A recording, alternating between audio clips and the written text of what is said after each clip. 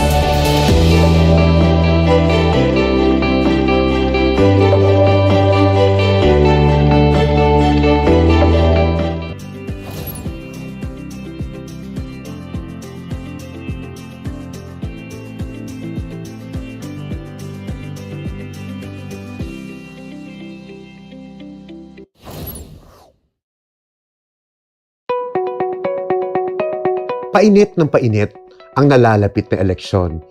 Pero hindi dapat kalimutan na tayo ay nasa gitna pa ng pandemya at may mga nagsusulputang variants ng COVID-19 na posibleng mas malala. Pakikipagkamay, beso-beso, selfies, May mahigpit na paalala si Commission on Election spokesman James Jimenez. Well, napakahalaga kasi na panatiliin nating ang seguridad ng ating mga mamamayan. Alam naman natin na during the campaign period, talagang ang posibleng tamaan ng COVID, dahil dito nga sa ongoing na pandemic natin, ay hindi naman yung mga kandidato o yung kanilang mga campaign staff, kundi yung mga taong nag-a-attend sa kanilang mga rally. Kaya napakahalaga na pangalagaan natin ang kanilang kalusugan. And this responsibility falls squarely on the shoulders of the candidates and their campaign teams. Narito ang mga panuntunang itinakda ng COMELEC sa ilalim ng Resolution number 10732 kung paano matitiyak na ang mga campaign activities para sa May 9, 2022 na eleksyon ay hindi maging COVID super spreader events. Lahat ng kandidato at kanilang mga campaign support staff ay itinuturing na authorized persons outside of residence or APOR kahit ano paman ang alert level system at kanilang vaccination status. Ang face-to-face sorties, rallies, conventions, motorcades, caravans at meeting de avance ay pinapayagan lamang sa mga lugar na nasa ilalim ng alert levels 1, 2 at 3. Ang mga batang may edad 17 pababa at mga nakatatandang may edad 66 pataas at ang may mga kondisyong medikal, kabilang na ang mga buntis, ay bawal dumalo sa mga ganitong aktibidad. At huwag nating kakalimutan yung mga selfie, mga pagkamay-kamay, pagyakap-yakap, beso-beso. Saglit lang yan. Wala pang ilang segundo yan, tapos na yan, lumipas na.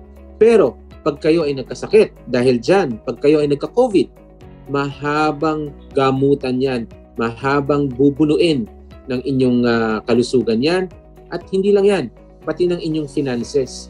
Napakamahal magkasakit ngayon. So, wag nating isasang-alang sa kakunting enjoyment yung mas mahabang problema ng COVID. Ang indoor campaign ay hindi pinapayagan sa mga lugar na nasa ilalim ng Alert Level 4. Mga outdoor na aktibidad lamang na nasa 30% capacity ang pinapayagan. Kahit na anong meeting, convention, rally, motorcade, caravan o meeting de avance ay hindi pinapayagan sa mga lugar na nasa ilalim ng Alert Level 5. Ang mga kandidato o ang kanilang mga campaign support staff ay pinagbabawalang gawin ang mga sumusunod. Huwag pumasok sa pribadong pamamahay habang nagsasagawa ng house-to-house campaign kahit pa pumayag ang may-ari ng bahay. Bawal ang pakipagkamay, pagyakap, beso-beso o kahit na anong physical contact sa kandidato o mga kasama nila at sa publiko. Bawal ang makipag-selfie o pagkuha ng litrato na lalabag sa social distancing protocols. Bawal mamahagi ng pagkain o inumin upang maiwasang magtanggal ng face mask ang mga tao. Ang ating kalusugan at kasiguruhan sa panahon ng pandemya ay nakasalalay sa individual na pananagutan or individual responsibility. Kailangan tayo maging responsible tayo sa sarili nating mga gawa. Kung tayo ay magbibehave in a safe manner, magiging safe tayo lahat. Kung tayo mismo ang lalabag sa mga protocols na itinakda ng ating health authorities, talagang tataas ang tsansa ng infection in our population. So, kailangan doon sa mga botante, doon sa mga nanonood ng mga rally, kayo mismo, magkusa kayo na huwag ninyong gagawin yan. Tandaan, ang paglabag sa mga health protocols sa mga aktibidad na may kinalaman sa eleksyon ay itinuturing na election offense. Ang mga lalabag sa panuntunang itinakda ay nahaharap sa hanggang 6 na taong pagkabilanggo at multa na hindi bababa sa 10,000 piso. Maaari ding mawala ang karapatang bumoto pag ikaw ay nahatulang guilty sa paglabag sa mga protocols. Tunay na mahirap ang pangangampanya para sa eleksyon, pero sa gitna ng patuloy na public health crisis, ito ay higit pang naging masalimuot. Ang mga kandidato, ang kanilang campaign staff at ang publiko ay marapat na piliin lagi ang kaligtasan at kalusugan una sa lahat. Tandaan, huwag matakot bumoto at bumoto ng tama.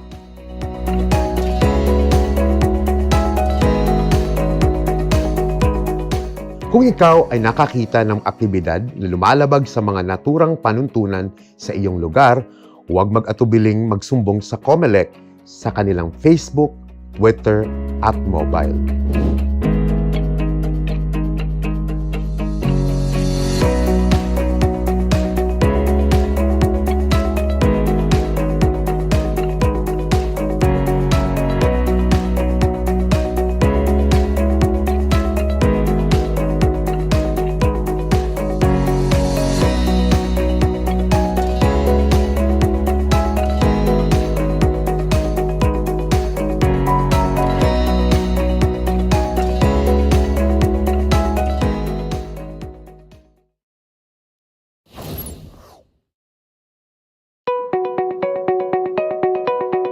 Kada eleksyon, pumipili ang sambayanang Pilipino ng susunod na lider ng bansa, ng taong magtatakda ng plano at polisiya para sa 6 na taon ng ating kinabukasan.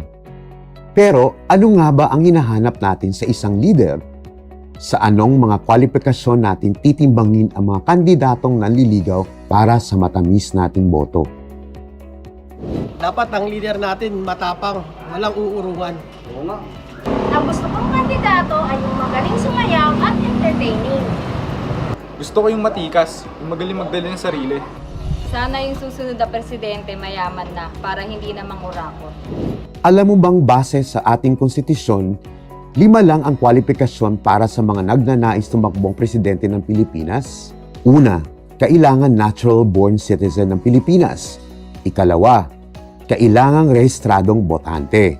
Ikatlo, marunong bumasa at magsulat. Ika-4, nasa edad na 40 sa araw ng eleksyon.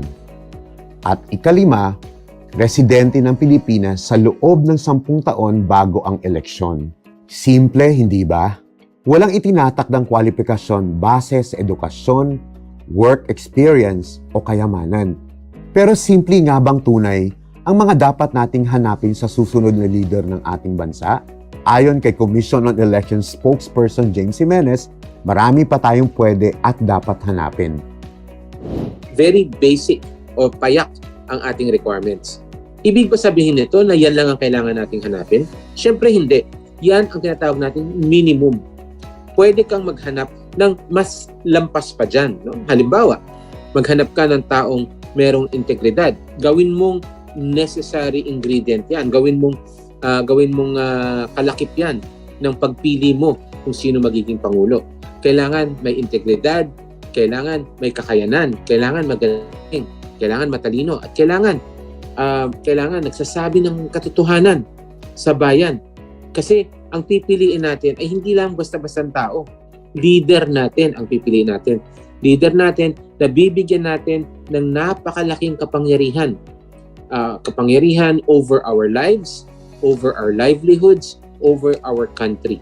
So, bagaman maliit or payak lamang ang requirements ng konstitusyon, kailangan tayo bilang botante, pag boboto na tayo, kailangan medyo mas mataas naman ang standards natin. Tunay na marami tayong dapat hanapin na katangian sa susunod na leader ng bayan. Ngayon, higit kailanman, kailangan nating maging mapanuri. Sa tingin ko bilang botante, kailangan maging mas mapanuri tayo dahil hindi biro ang halalan.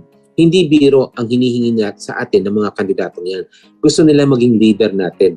Gusto nila magkaroon ng kapangyarihan sa ating kabuhayan, sa ating buhay, sa ating bansa.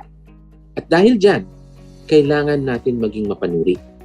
Kung jowa mo nga lang pinadadaan mo sa butas ng karayom bago mo sagutin, paano pa kaya yung mga elected leaders natin na may tunay na kapangyarihan sa iyo?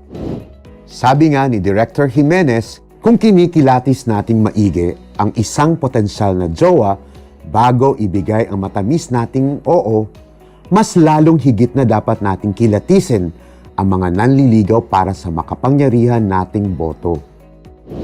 Hindi pa kami pwedeng bumoto. Kaya sana pumili kayo ng tama para sa aming kinabukasan. Tandaan, huwag matakot bumoto at bumoto ng tama.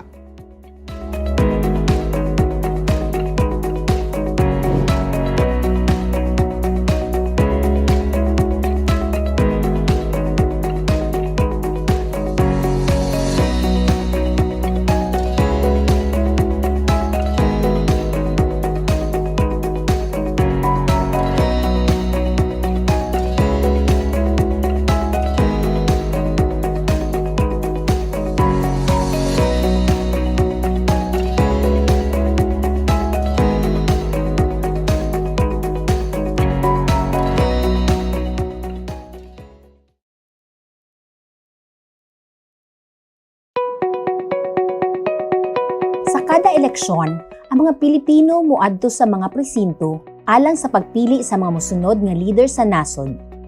Tawo nga maghimo og mga plano ug polisiya nga mogiya sa dagan sa kaugmaon sa nasod sa mosunod nga 6 ka tuig.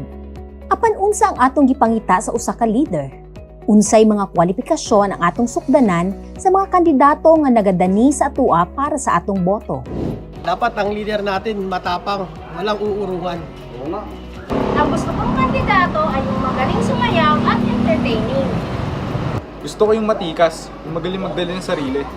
Sana yung susunod na presidente mayaman na para hindi na mangurakot. Nahibalo ba mo nga base sa atong konstitusyon, aduna lamang 5 ka requisitos sa bisan kinsang tawo nga gusto mo dagan pagka-presidente? Una, siya dapat gipanganak sa Pilipinas. Ikaduha, siya dapat rehistradong botante. Ikatulo, siya dapat kamao mubasa ug musulat. Ikaupat, siya dapat 40 ang edad sa adlaw sa eleksyon.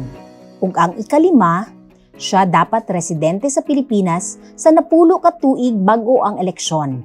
Simple lang ang requisitos, di ba? Walay requisitos nga kwalifikasyon base sa edukasyon, kasinatian sa trabaho o bahandi. Apan kinira ba ang mga kwalifikasyon ang mga kinaiya nga atong pangitaon sa sunod nga leader sa atong nasod? Sumala sa tagpamaba sa Commission on Elections nga si James Jimenez, aduna pay laing mga kinaiya nga angay natong pangitaon. Very basic o payak ang ating requirements. Ibig ba sabihin nito na yan lang ang kailangan nating hanapin? Siyempre hindi. Yan ang tinatawag natin minimum. Pwede kang maghanap ng mas lampas pa dyan. No? Halimbawa, maghanap ka ng taong merong integridad. Gawin mong necessary ingredient yan. Gawin mong kalakip yan ng pagpili mo kung sino magiging pangulo. Kailangan may integridad, kailangan may kakayanan, kailangan magaling, kailangan matalino, at kailangan nagsasabi ng katotohanan sa bayan. Kasi ang pipiliin natin ay hindi lang basta-bastang tao. Leader natin ang pipiliin natin. Leader natin na bibigyan natin ng napakalaking kapangyarihan. Kapangyarihan over our lives, over our livelihoods, over our country. So, bagaman maliit or payak lamang ang requirements ng konstitusyon, kailangan tayo bilang botante, pag boboto na tayo, kailangan medyo mas mataas naman ang standards natin. Tinuod, daghan kaayong mga kinaiya nga angay natong pangitaon sa musunod nga leader sa atong nasod. Busa karon, labaw pa sa kaniadto, gikinahanglan nga mamahimo kitang kritikal. Sa tingin ko bilang botante, kailangan maging mas mapanuri tayo dahil hindi biro ang halalan. Hindi biro ang hinihingi sa atin ng mga kandidatong yan. Gusto nila maging leader natin. Gusto nila magkaroon ng kapangyarihan sa ating kabuhayan, sa ating buhay, sa ating bansa. At dahil dyan, kailangan natin maging mapanuri. Kung jowa mo nga lang pinadadaan mo sa butas ng karayom bago mo sagutin, paano pa kaya yung mga elected leaders natin na may tunay na kapangyarihan sa iyo? Sumala pa ni Director Jimenez, kung sutaon nato ang potensyal nga uyab, bago nato ihatag ang atong tamis nga pagsugot, mas kinahanglan nga mas critical kita sa pagsuta o pagsusi sa mga nangulitawo sa atong bililhon nga boto. Hindi pa kami pwedeng bumoto. Kaya sana pumili kayo ng tama para sa aming kinabukasan. Hinumdumi, ayaw kahadlok sa pagboto ug pagboto nga maalamon.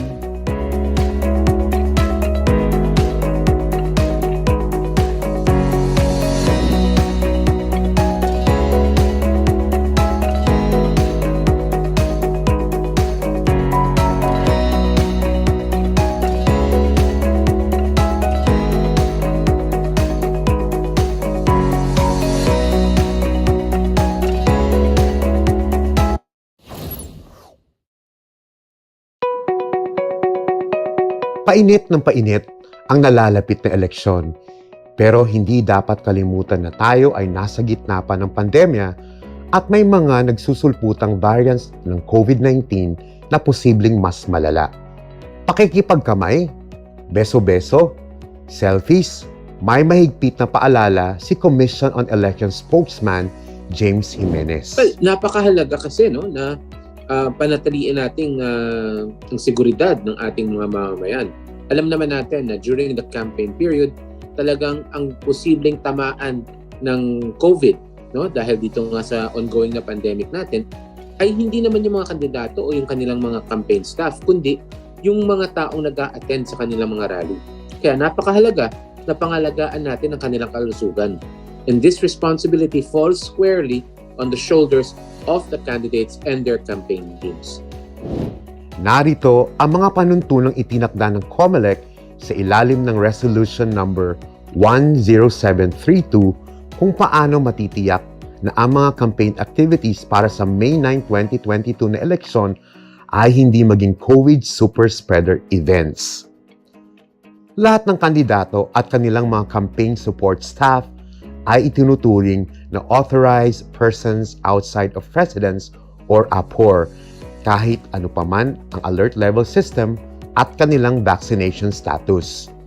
Ang face-to-face sorties, rallies, conventions, motorcades, caravans at meeting the avance ay pinapayagan lamang sa mga lugar na nasa ilalim ng alert levels 1, 2 at 3. Ang mga batang maedad 17 pababa at mga nakatatandang maedad 66 pataas at ang may mga kondisyong medikal, kabilang na ang mga buntis, ay bawal dumalo sa mga ganitong aktibidad. At huwag nating kakalimutan yung mga selfie, mga pagkamay-kamay, pagyakap-yakap, beso-beso. Saglit lang yan. No? Wala pang ilang segundo yan, tapos na yan, lumipas na. Pero pag kayo ay nagkasakit, dahil dyan, pag kayo ay nagka-COVID, mahabang gamutan yan, mahabang bubunuin ng inyong kalusugan yan, at hindi lang yan, pati ng inyong finances. Napakamahal magkasakit ngayon. So, wag nating isasang-alang sa kakunting enjoyment yung mas mahabang problema ng COVID. Ang indoor campaign ay hindi pinapayagan sa mga lugar na nasa ilalim ng Alert Level 4. Mga outdoor na aktibidad lamang na nasa 30% capacity ang pinapayagan. Kahit na anong meeting, convention, rally, motorcade, caravan, o meeting the avance ay hindi pinapayagan sa mga lugar na nasa ilalim ng Alert Level 5. Ang mga kandidato o ang kanilang mga campaign support staff ay pinagbabawalang gawin ang mga sumusunod. Huwag pumasok sa pribadong pamamahay habang nagsasagawa ng house-to-house campaign kahit pa pumayag ang may-ari ng bahay. Bawal ang pakipagkamay, pagyakap, beso-beso, o kahit na anong physical contact sa kandidato o mga kasama nila at sa publiko. Bawal ang makipag-selfie o pagkuha ng litrato na lalabag sa social distancing protocols. Bawal mamahagi ng pagkain o inumin upang maiwasang magtanggal ng face mask ang mga tao. Ang ating kalusugan at kasiguruhan sa panahon ng pandemya ay nakasalalay sa individual na pananagutan or individual responsibility. Kailangan tayo maging responsible tayo sa sarili nating mga gawa. Kung tayo ay magbibehave in a safe manner, magiging safe tayo lahat. Kung tayo mismo ang lalabag sa mga protocols na itinakda ng ating health authorities, talagang tataas ang tsansa ng infection, no, in our population. So, kailangan doon sa mga botante, doon sa mga nanunood ng mga rally, kayo mismo, magkusa kayo na huwag ninyong gagawin yan. Tandaan, ang paglabag sa mga health protocols sa mga aktibidad na may kinalaman sa eleksyon ay itinuturing na election offense. Ang mga lalabag sa panuntunang itinakda ay nahaharap sa hanggang 6 na taong pagkabilanggo at multa na hindi bababa sa 10,000 piso. Maaari ding mawala ang karapatang bumoto pag ikaw ay nahatulang guilty sa paglabag sa mga protocols. Tunay na mahirap ang pangangampanya para sa eleksyon, pero sa gitna ng patuloy na public health crisis, ito ay higit pang naging masalimuot. Ang mga kandidato, ang kanilang campaign staff, at ang publiko ay marapat na piliin lagi ang kaligtasan at kalusugan una sa lahat. Tandaan, huwag matakot bumoto at bumoto ng tama.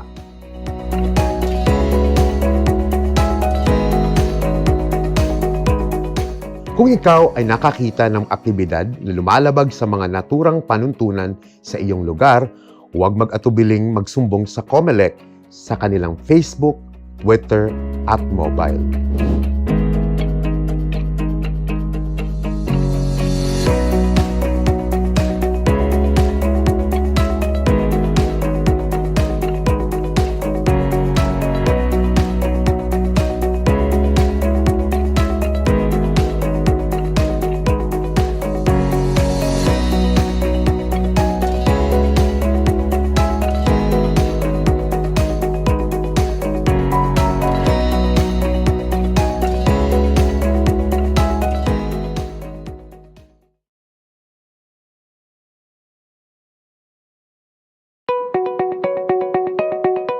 Nagkainit ang eleksyon, pero dili nato kalimtan nga anaa pa kita sa tunga sa pandemya ug aduna pay bag-o ug mas mapintas nga variant sa COVID-19.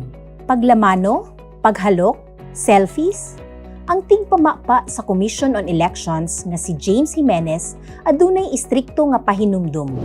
Well, napakahalaga kasi no na panatiliin nating ang seguridad ng ating mga mamamayan. Alam naman natin na during the campaign period, talagang ang posibleng tamaan ng COVID, no, dahil dito nga sa ongoing na pandemic natin, ay hindi naman yung mga kandidato o yung kanilang mga campaign staff, kundi yung mga taong nag-a-attend sa kanilang mga rally. Kaya napakahalaga na pangalagaan natin ang kanilang kalusugan.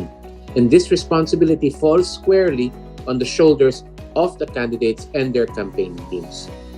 Aniya ang mga giya nga gitagda sa COMELEC ilalom sa Resolution number 10732.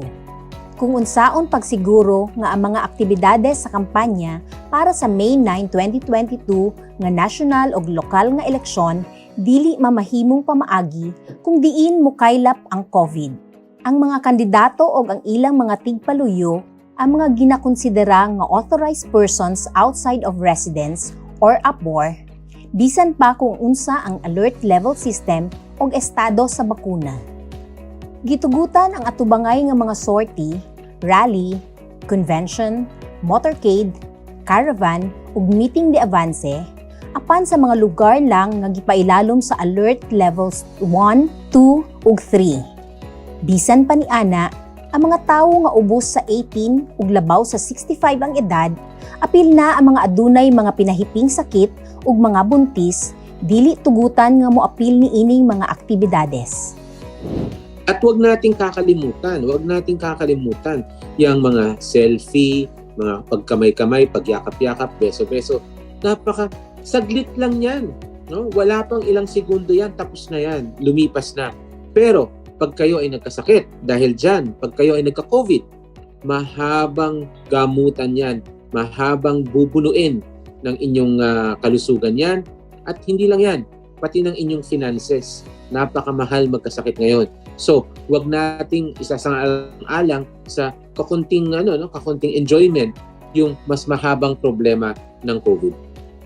Wala ginatugutan ang mga kampanya sa sulod sa mga venue sa mga lugar ilalom sa Alert Level 4. Ang mga aktibidades lamang nga anaa sa gawas ug 30% lamang ang kapasidad nga gitugutan. Ang bisan unsang meeting, convention, rally, motorcade, caravan ug meeting di avance, wala gitugutan sa mga lugar ilalom sa Alert Level 5. Ang mga kandidato ug ang ilang mga tigpaluyo sa kampanya, wala gitugutan nga bubuhat sa mga musunod. Ayaw pagsulod sa pribadong balay sa panahon sa house-to-house nga kampanya, bisan pa gitugutan kini sa tagbalay. Walay paglamano, paggakos, paghalok o bisan unsang pamaaging pisikal nga kontak tiliwala sa mga kandidato sa ilang mga kauban ug sa publiko.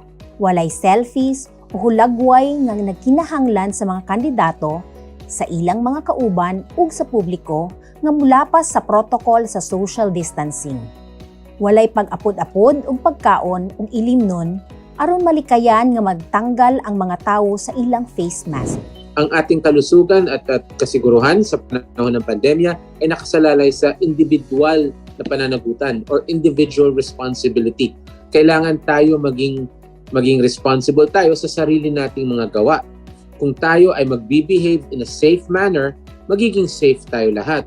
kung tayo mismo ang lalabag sa mga protocols na itinakda ng ating health authorities, talagang tataas ang tsansa ng infection, no, in our population. So, kailangan dun sa mga botante, dun sa mga nanonood ng mga rally, kayo mismo, magkusa kayo na huwag ninyong gagawin yan.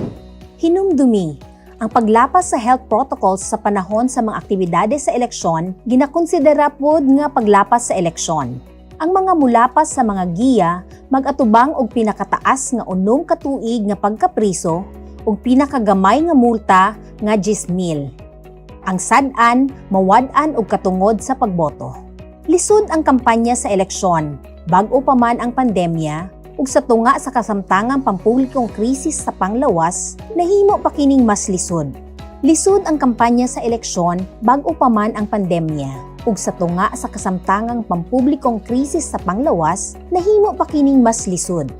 Apan ang mga politiko, ang ilang mga tagapaluyo sa kampanya, ug ang publiko, nanginahanglan nga mupili una sa kaluwasan. Hinumdumi, ayaw kahadlok sa pagboto ug pagboto nga maalamon.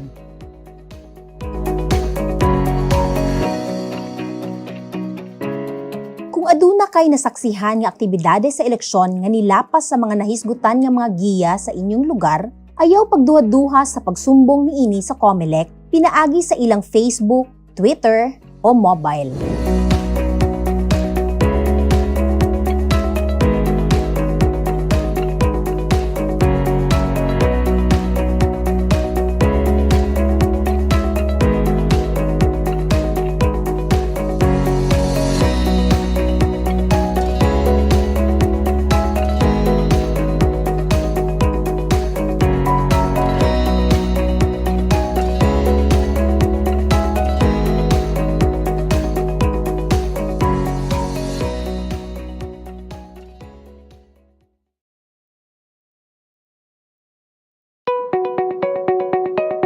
The election fever is heating up, but we should not forget that we are still in the middle of a raging pandemic, and there are new and potentially more virulent variants of COVID-19.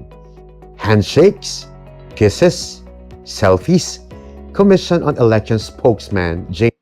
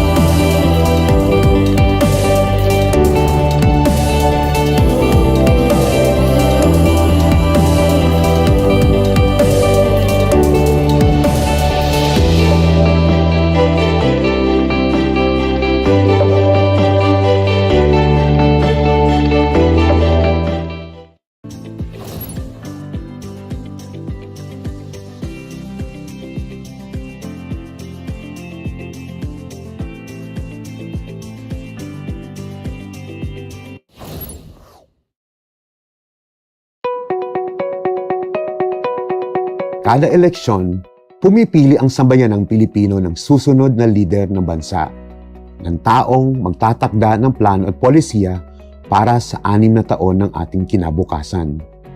Pero ano nga ba ang hinahanap natin sa isang lider? Sa anong mga kwalifikasyon natin titimbangin ang mga kandidatong nanliligaw para sa matamis nating boto? Dapat ang leader natin matapang, walang uurungan. Ang gusto kong kandidato ay yung magaling sumayaw at entertaining. Gusto ko yung matikas, yung magaling magdala ng sarili. Sana yung susunod na presidente mayaman na para hindi na mangurakot. Alam mo bang base sa ating konstitusyon, 5 lang ang kwalifikasyon para sa mga nagnanais tumakbong presidente ng Pilipinas? Una, kailangan natural-born citizen ng Pilipinas. Ikalawa, kailangang rehistradong botante. Ikatlo, marunong bumasa at magsulat. Ika-4, nasa edad na 40 sa araw ng eleksyon. At ika-5, residente ng Pilipinas sa loob ng 10 taon bago ang eleksyon. Simple, hindi ba? Walang itinatakdang kwalifikasyon base sa edukasyon, work experience o kayamanan. Pero simple nga bang tunay ang mga dapat nating hanapin sa susunod na leader ng ating bansa? Ayon kay Commission on Elections spokesperson James Jimenez, marami pa tayong pwede at dapat hanapin. Very basic o payak ang ating requirements. Ibig ba sabihin nito na yan lang ang kailangan nating hanapin? Siyempre hindi. Yan ang tinatawag natin minimum. Pwede kang maghanap ng mas lampas pa dyan. No? Halimbawa, maghanap ka ng taong merong integridad. Gawin mong necessary ingredient yan. Gawin mong kalakip yan ng pagpili mo kung sino magiging pangulo. Kailangan may integridad, kailangan may kakayanan, kailangan magaling, kailangan matalino, at kailangan nagsasabi ng katotohanan sa bayan. Kasi ang pipiliin natin ay hindi lang basta-bastang tao. leader natin ang pipiliin natin. Leader natin na bibigyan natin ng napakalaking kapangyarihan. Kapangyarihan over our lives, over our livelihoods, over our country. So, bagaman maliit or payak lamang ang requirements ng konstitusyon, kailangan tayo bilang botante, pag boboto na tayo, kailangan medyo mas mataas naman ang standards natin. Tunay na marami tayong dapat hanapin na katangian sa susunod na leader ng bayan. Ngayon, higit kailanman, kailangan nating maging mapanuri. Sa tingin ko bilang botante, kailangan maging mas mapanuri tayo dahil hindi biro ang halalan. Hindi biro ang hinihingi sa atin ng mga kandidatong yan. Gusto nila maging leader natin. Gusto nila magkaroon ng kapangyarihan sa ating kabuhayan, sa ating buhay, sa ating bansa. At dahil dyan, kailangan natin maging mapanuri. Kung jowa mo nga lang pinadadaan mo sa butas ng karayom bago mo sagutin, paano pa kaya yung mga elected leaders natin na may tunay na kapangyarihan sa iyo? Sabi nga ni Director Jimenez, kung kinikilatis nating maigi ang isang potensyal na jowa bago ibigay ang matamis nating oo, mas lalong higit na dapat nating kilatisin ang mga nanliligaw para sa makapangyarihan nating boto. Hindi pa kami pwedeng bumoto. Kaya sana pumili kayo ng tama para sa aming kinabukasan. Tandaan, huwag matakot bumoto at bumoto ng tama.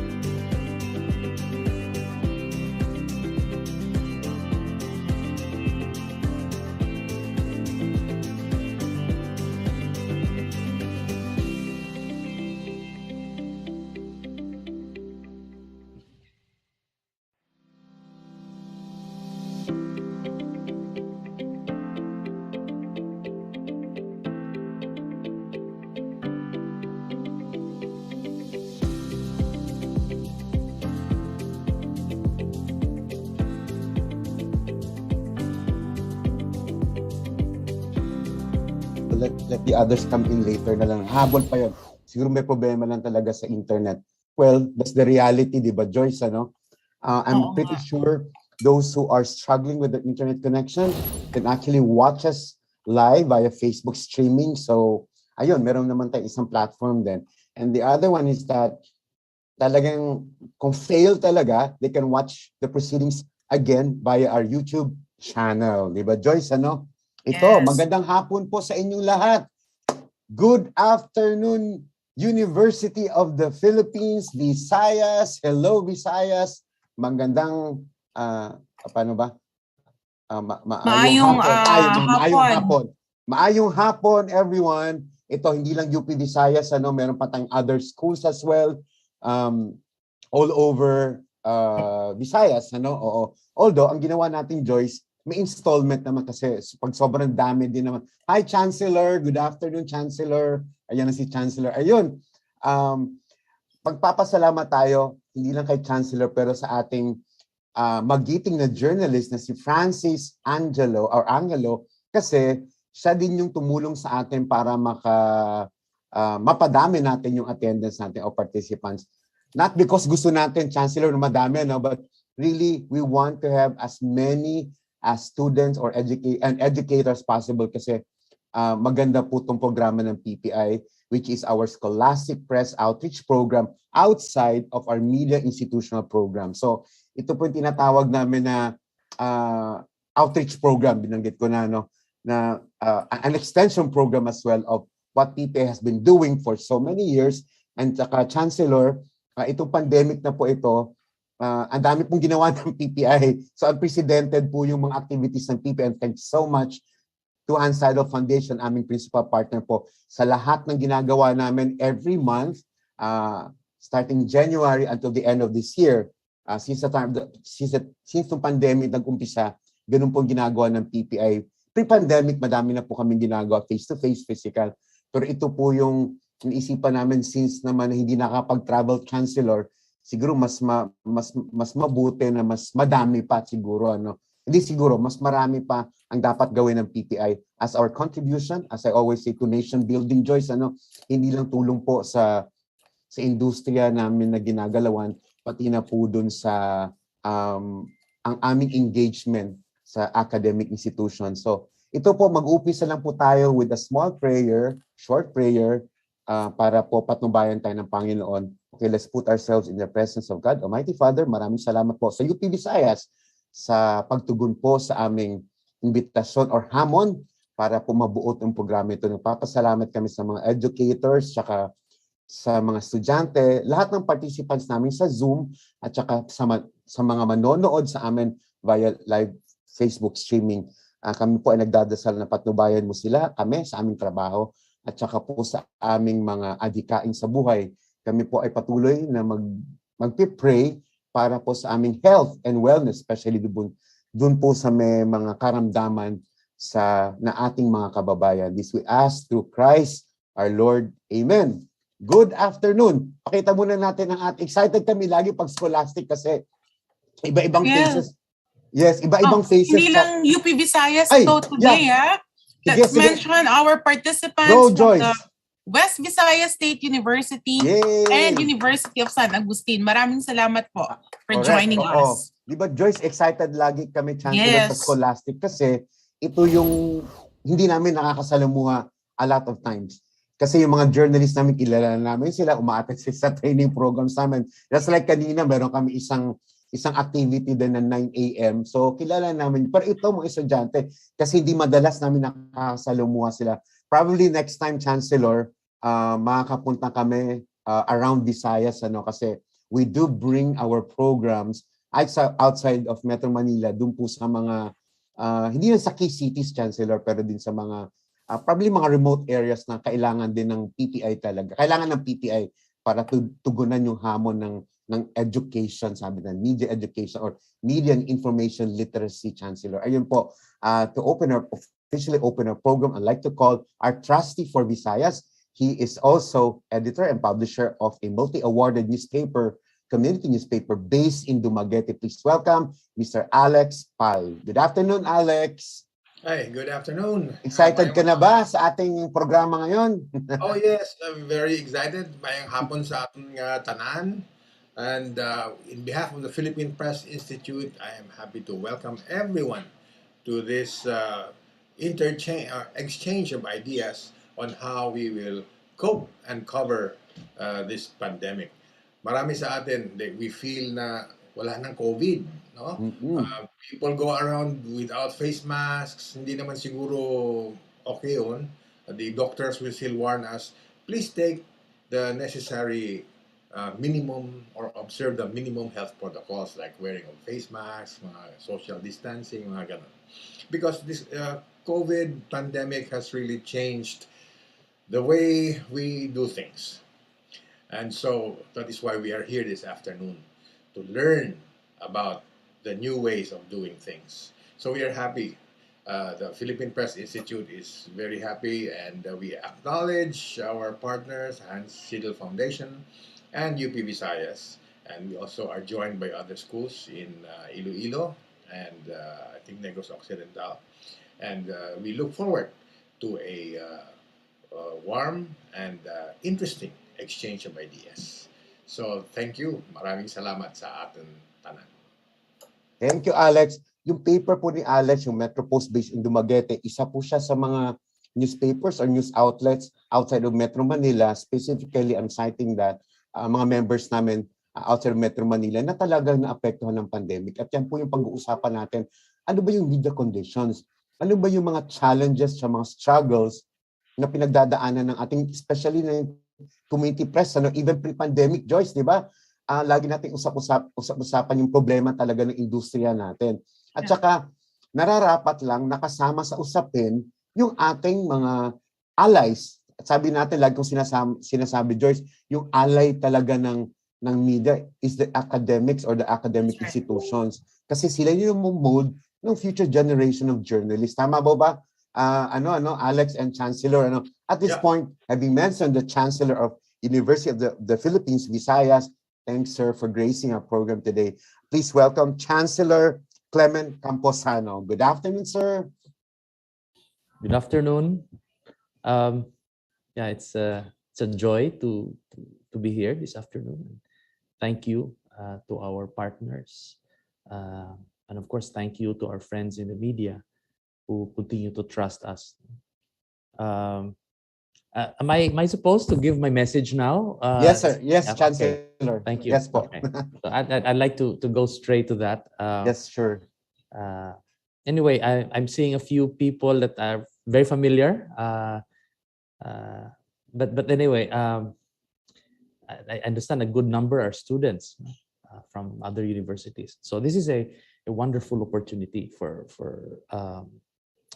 me to engage with this particular topic because this is something that's actually quite close to my heart. Although I am not a media practitioner, but my own research interests, in fact, focus on the technology that is today transforming the information landscape. Anyway, first, let me begin by saying, as far as the role of the media is concerned, I think the first thing that needs to be done is for us to understand the nature of the challenge.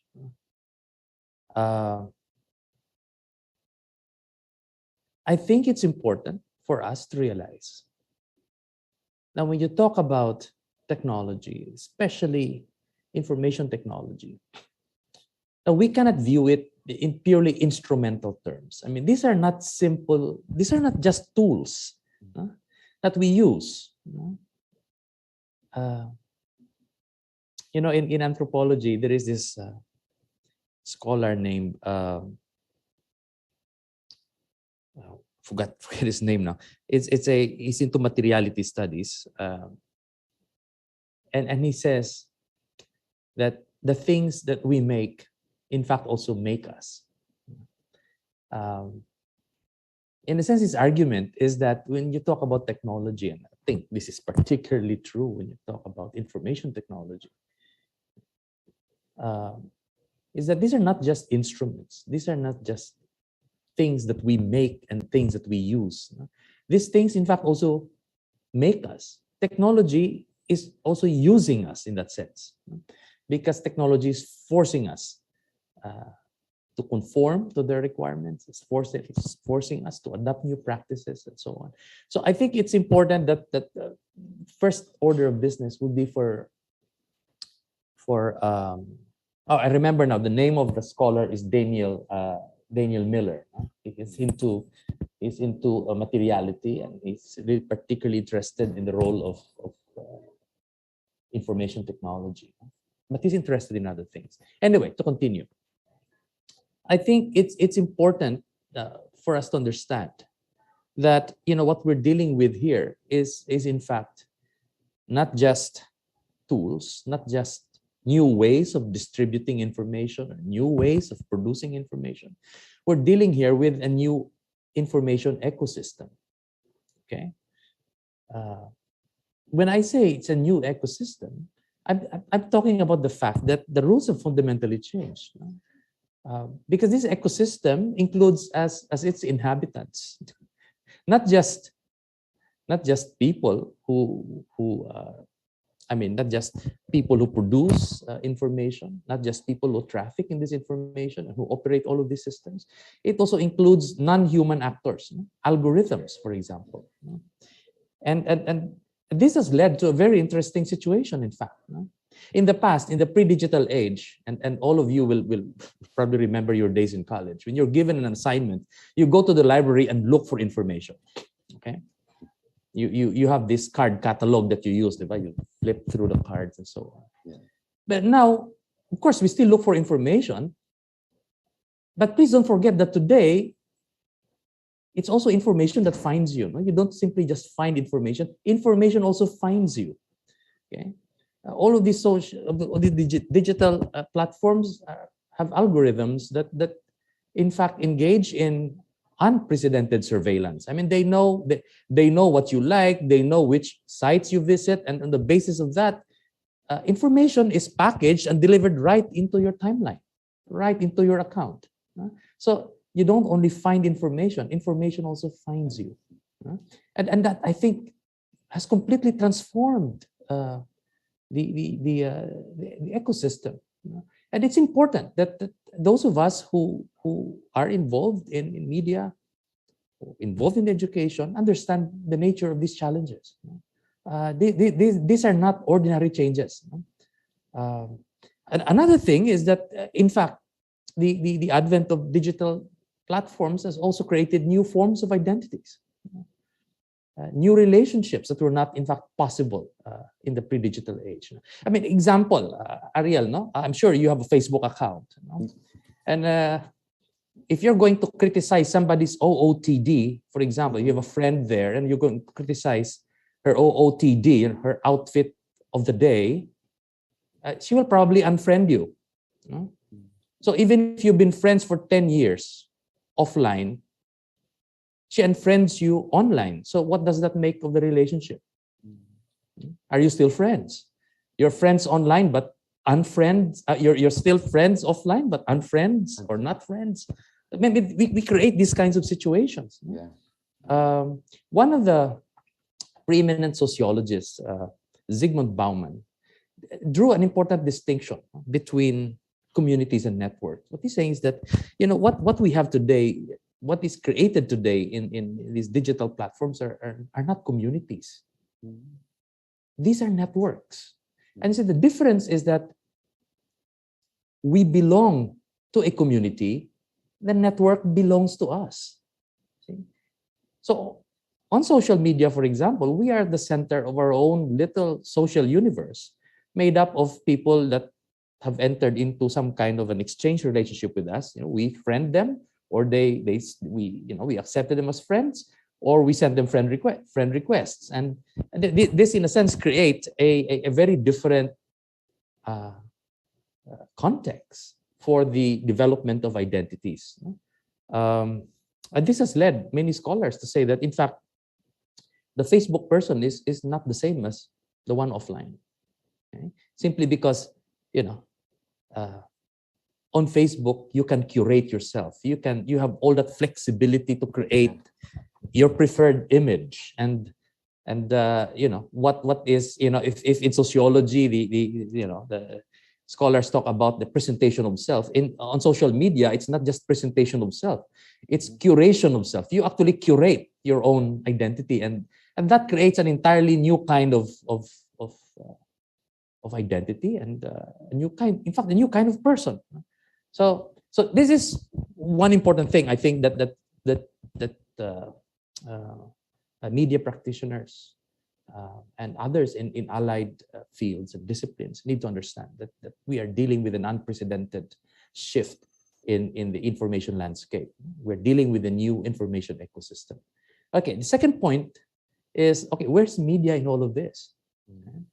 Some people are saying that, well, maybe media is going to become extinct. The traditional media will become extinct because they will become obsolete. In a world of user-generated content, for example, everyone can be a journalist. In fact, a lot of people pretend to be journalists or try to be experts in this or that field. That's a very peculiar challenge to the media. However, I maintain that I think in this particular situation, there is a very important role for media to play. If in the pre-digital age, media served as a watchdog, holding those in power into account, making government accountable, I think that this role of media as a watchdog has actually expanded in the digital age. Because now it's not just government that you have to call out. You have to call out fake news, for example. You have to call out disinformation. You have to call out the abuse of technology. You have to call out massive surveillance. By the way, it's in the past, only governments engage in surveillance. Now corporations engage in surveillance. Many people complain about state surveillance. They didn't know that, in fact, private companies engage in surveillance all the time. That's the reason why you find all of these ads and videos in your timelines, because the algorithms have already tracked you and have already packaged information for you. So we are all under constant surveillance, and not necessarily by governments. And I think so I think media has to in a sense assume a different role here, a more expanded role in this context. But let me issue two important reminders here, because we're talking about, for example, we're talking about calling out fake news, we're calling out fighting disinformation. Let us not fall into the mistake of assuming that our task is just a technical one, that we're simply here to ferret out, to identify fake news and then correct it by fact-checking it. Fact-checking is important, but I don't think our task is reducible to just correcting information. After all, facts don't speak for themselves. Okay, facts don't speak for themselves. In fact, outside of the stories they're made to tell, facts have very little use. Facts have very little use. So, what is important are the stories. The stories that facts are made to tell, and so we need to, in that sense, we need to be aware of the context. If you're going to call out somebody, for example, for spreading disinformation over COVID, okay, let's say promoting a particular veterinary product for medical use, it shouldn't end there.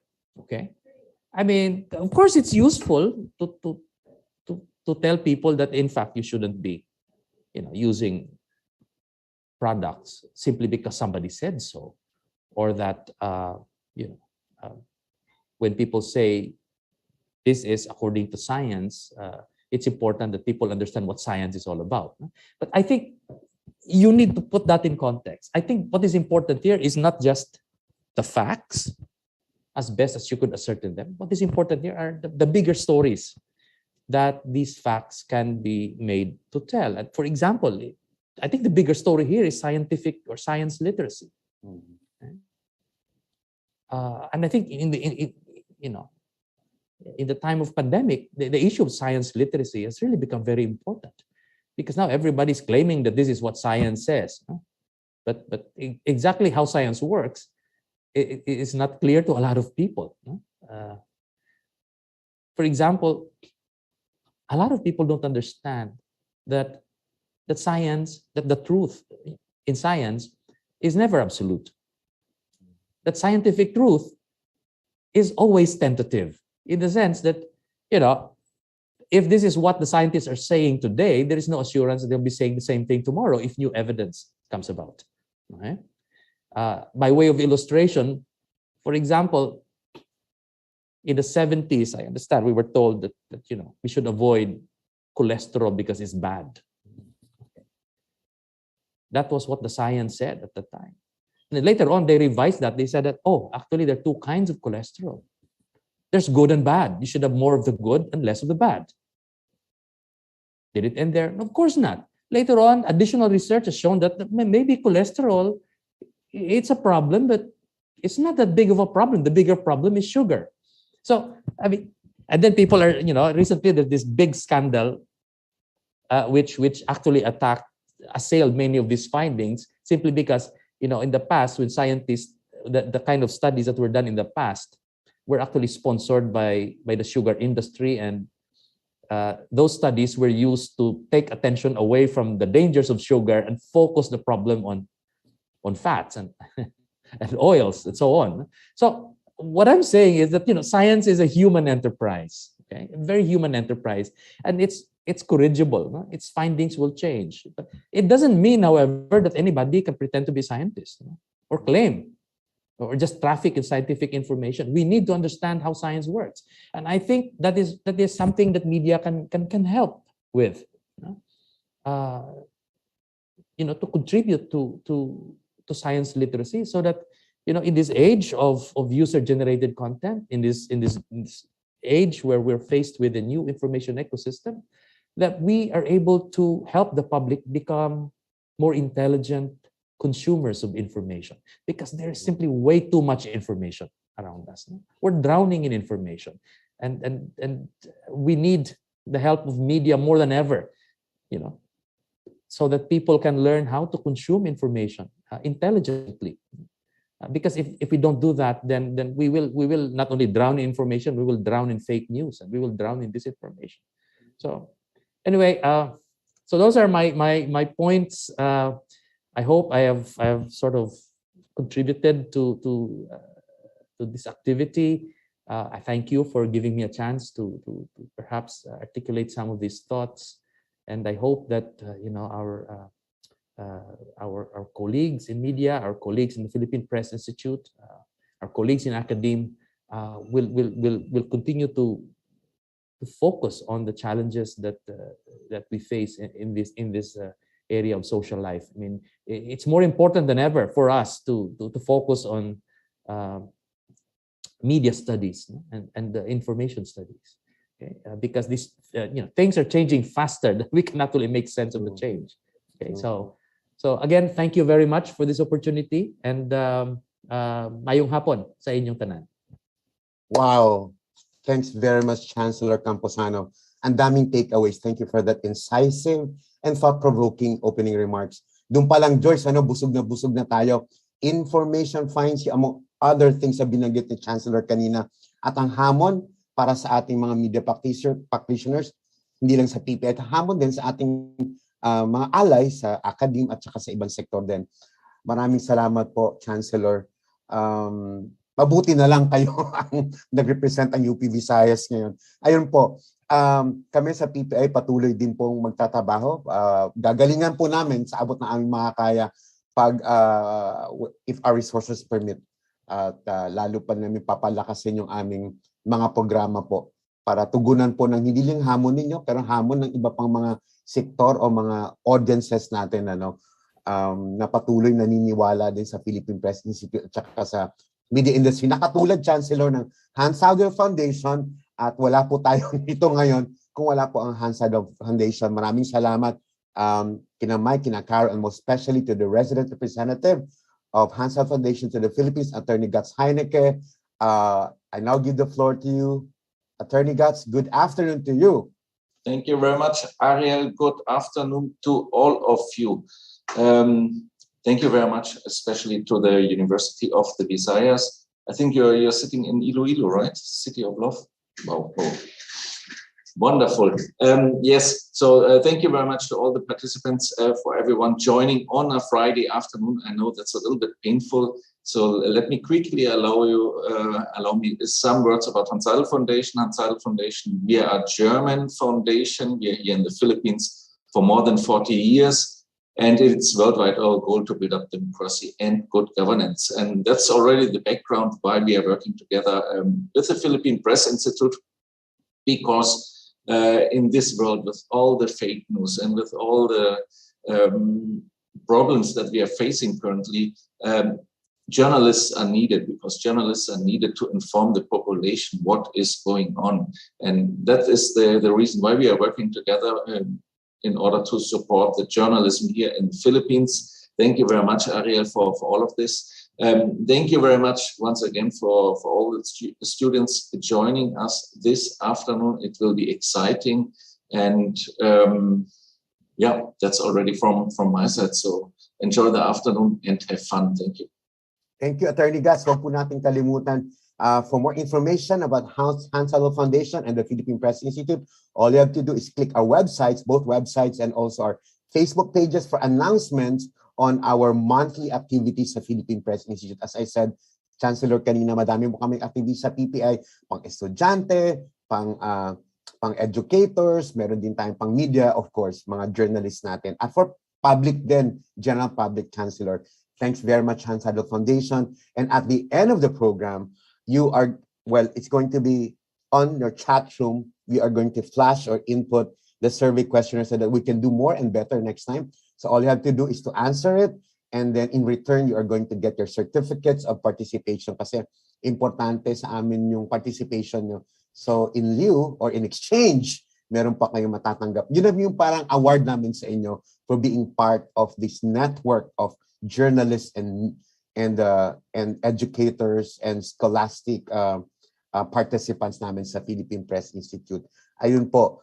Hindi na namin papatagalin pa ang aming, and speaking kanina, Joyce, okay, I will be joined here pala by our PPI Seminar Director and also News Editor, Middle Standard, Joyce Pañares.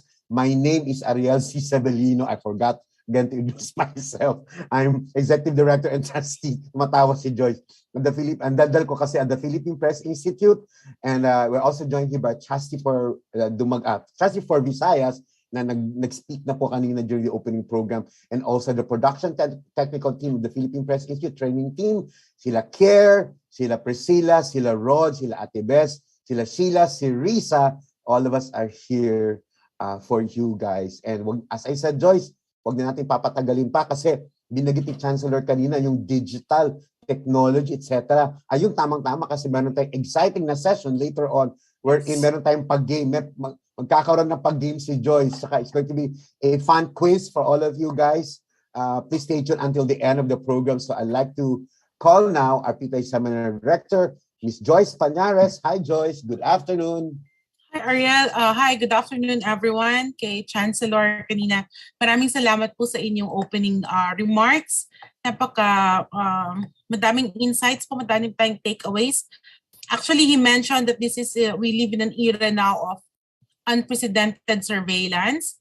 And just an FYI, for the May 3 World Press Freedom Day, that is actually the theme of this year's World Press Freedom Day, which is surveillance. Bago ako magsimula officially, batiin ko lang yung iba pang schools who have joined us today. May mga students tayo representing University of Caloocan, University of Baguio, from Bukidnon State University, from PUP Santa Mesa, City College of San Jose del Monte. Marami pong sumama pala sa atin today at the Philippine International College. Okay, so this is really very important for us sa PPI itong scholastic outreach namin because as Ariel said earlier, we really consider the academe as our allies. You mold the future journalists at hindi lang yun, future fact checkers na rin. Diba? So lahat, sama-sama na po yan lahat.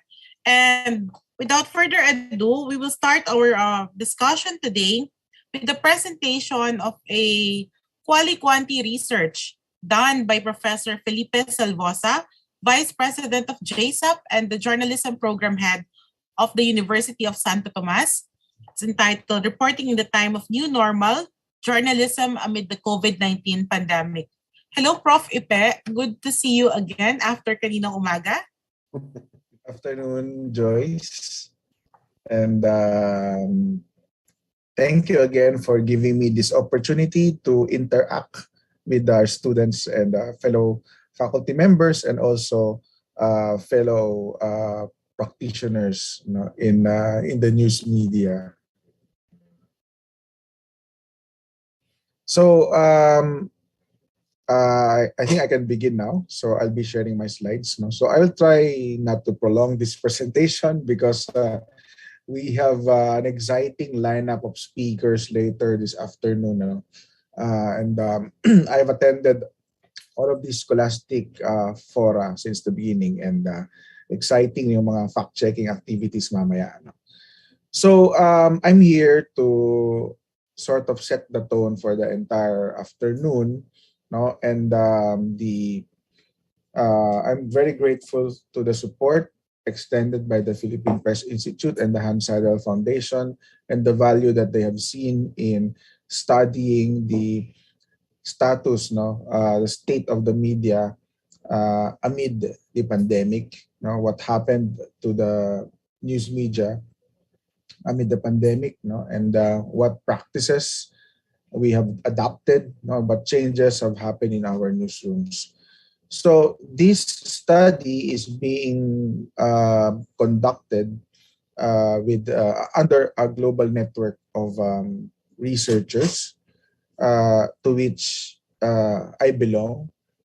So I'm part of the Global Risk Journalism Hub, which is a network of more than 60 researchers from 8 regions, also educators and journalism practitioners who aim to investigate the news reporting of globalized crisis issues. So the aim of the network is to undertake collaborative projects that will transcend national boundaries. We want to open up new spaces for dialogue and debate regarding how best to improve the quality of journalism in the context of globalized digital data ecosystems. The entire network is being led by a German scholar based in Australia, Dr. Ingrid Volkmer, Director of the International Digital Policy Lab based in Australia. And within the network, I belong to the South and Southeast Asia Regional Group, which is led by a Malaysian communication scholar, Dr. Sarah Chinasamy. From the Philippines, we have 2 members, myself and Assistant Professor Christian Esguerra, also of the University of Santo Tomas and JSAP. You can also watch him on ANC at primetime weeknights at 8 p.m. We also have members from India, Nepal, and Thailand. So my presentation will be the Philippine results, but also I will also situate it within the regional context where the data is available. And it was made possible by the cooperation of our regional group head, Dr. Sarah Chinasamy. And that is why her name is also in this presentation today. Okay, so what we're doing is a 2-track study. So the first track involved administering a snapshot survey, which is an online tool. We deployed it in early 2021, and the results of that I will be presenting today. Now, the second track is qualitative, and then we are conducting it this quarter, 2022. We hope to wrap it. I think we will wrap it by end of next month. no? The qualitative interviews. Now, let's go to the snapshot survey first. So we wanted to look at the challenges faced by journalists in covering the pandemic. The scholars in the Global Risk Journalism Hub also want to look at the role of this information amid the pandemic, the sources of information used by journalists about COVID-19, and pressures, if any, faced by journalists in covering the pandemic. So globally, the network was able to get a sample of 744 respondents, and 1/4 of that came from our region, Southeast Asia region. 32 of the respondents were from the Philippines. Okay, this is the regional sample, no? So we had more males than females in our sample, no? And this is because of the Indian respondents, ano? The Indian respondents were overwhelmingly male.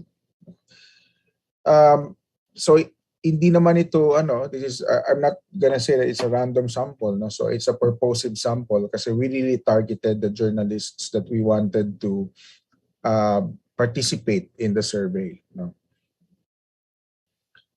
Okay, so we asked them what was their primary coverage area, no? The participants from the entire region. So many of them are national in scope.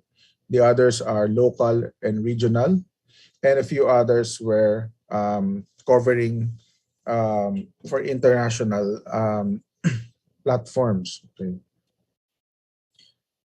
Okay, we asked them what platforms they were reporting for, and then we found that 41% were reporting for internet online digital platforms, no, including web portals, aggregators, blogs, websites, and social media, no? But if we combine the legacy media, mas marami pa rin sila, no? Because print media 25%, TV is 21%, radio 6%, no? More than half of our regional respondents were reporters, no, or journalists covering the news, no, out there in the field. 1/5 were editors, no, and a few others were from management and other positions, no, within the news organization. Now, 9 out of 10 responded that they often, no, or very often, no, or sometimes wrote about COVID-19, no. So we had in our sample journalists who know about the COVID-19 pandemic and the response carried out by the different governments in the region. Okay, we asked them if they felt their reporting assignments were challenging overall during their coverage of the COVID-19 pandemic. 8 out of 10 said that they felt coverage was challenging. We also found that nearly 7 out of 10 felt exposed to COVID. And perhaps, no, this was because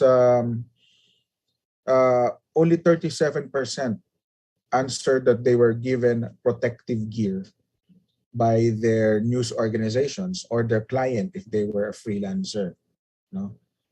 And 76% knew of at least one colleague who had COVID, no, COVID-19. Probably this has changed, no, given the successive waves, no, caused by the different COVID variants. Now, going to the area of disinformation, the respondents from the region said that they had a good understanding of what disinformation is. No? That was nearly 9 out of 10 of our respondents. No? We asked them to rate their agreement on the statement. No? And 9 out of 10 said they either agreed or strongly agreed with that statement. 6 out of 10 said their media organization had guidelines on how to identify disinformation, no? And then more than half have received training on handling disinformation, no? We asked our respondents if this information was affecting how they were covering the pandemic and how their fellow journalists were covering the pandemic. We found from our respondents that the responses were more pronounced in two countries, Philippines and Thailand, no? Although Malaysia was also high at 77%, followed by India at 68% and Nepal at 61%. Okay. Now, probably because of the question earlier about the presence of guidelines and also training, no, only 17% of our respondents said they were associated with this information, you know, when we surveyed them last year. Okay, we also found heavy dependence on the government for information. No, so the global average was 75%. No, agreement or strong agreement with this statement. No? But for the Philippines, it was 9 out of 10. No? Very high. Followed by India at 87% and Malaysia at 82%. No? So Thailand was 73% and Nepal at 61%. This has implications on the kind of news coverage that we are getting. No? If most of the information is coming from the government. That also has an implication on how journalists would want to diversify, their sources of information, also the types of stories that they are doing, to be able to give a more balanced coverage of the news. Now, of course, we had to ask this question, whether they experience restrictions. We asked them to rate their agreement on this statement. I have not been restricted. I have not been restricted from coverage of the pandemic. Now, this statement shows us that some journalists did experience restrictions, and we can see here that just to explain this slide, this slide represents the figures that do not agree, disagree or strongly disagree with the statement, and we found that out of our Filipino respondents, 34% said they experienced restrictions. Okay, and then Indian journalists said 26% of the respondents from India said they had experienced restrictions. Malaysia 14%, Nepal 6%. So the Filipino respondents are reporting, the more Filipino respondents reported experiencing restrictions. Perhaps our colleague, si Joey Marsan, will be able to shed light on his experience, especially by using his own experience as a journalist working out there in the field. Yeah. Now, we asked them about their sources of information, okay? And then we found that trust in experts was very high. Now, for health experts, 9 out of 10 of our respondents said they trusted health experts. As for the WHO, 7 out of 10. Now, I would not like to draw a statistical distinction between the two responses, because as we have said, our sample is not really a random sample. It's a purposive sample. So perhaps there's no statistical significance between the difference, but what we can say was that when it comes to health experts, the trust was very high. We also found high dependence on press releases. 77% agreed or strongly agreed with that statement, that they got their news from press releases, and lower proportions on social media and scientific journals. Perhaps we can explain it this way. So social media kasi, there's a lot of verification needed, given the prevalence of misinformation, disinformation on social media. And scientific journals naman, I think this is one of the factors here would be access to the scientific journals, no? And perhaps not enough time to digest the scientific or technical information contained in these journals. We also found a higher preference for international media. Now, they considered international media as a source. No? 7 out of 10 of our respondents agreed or strongly agreed with that statement. Okay, we found that at least half of journalists, no, in the region balanced the news coverage by interviewing marginalized sources. We saw that the proportion was highest in the Philippines at 6 out of 10, almost 7 out of 10 of our respondents said that they interviewed marginalized sources. We also saw high responses in India, okay, and Thailand, no, Malaysia and Nepal. About half of their journalists did that. Okay, we asked if, apart from whether they experience restrictions, we asked whether the journalists, we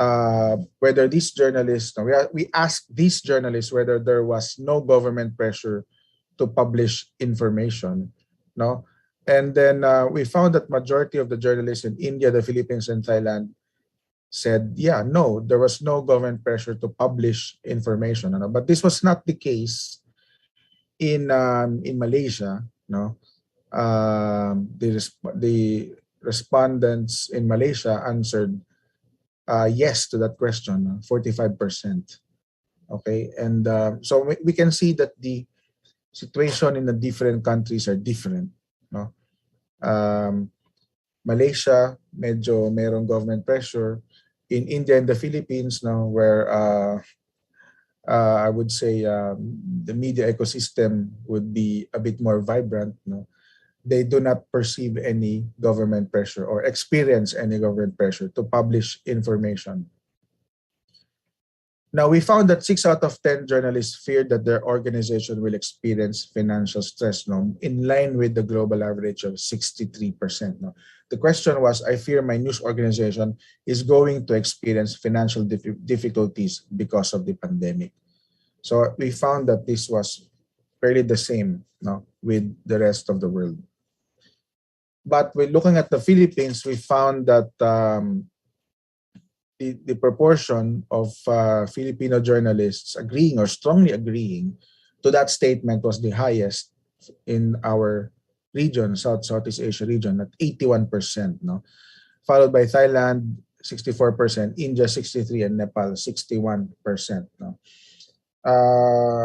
Perhaps we can situate that response, no, in the context of what happened during the pandemic. No? So apart from the economic difficulties associated with the lockdowns and quarantines, no, we have seen that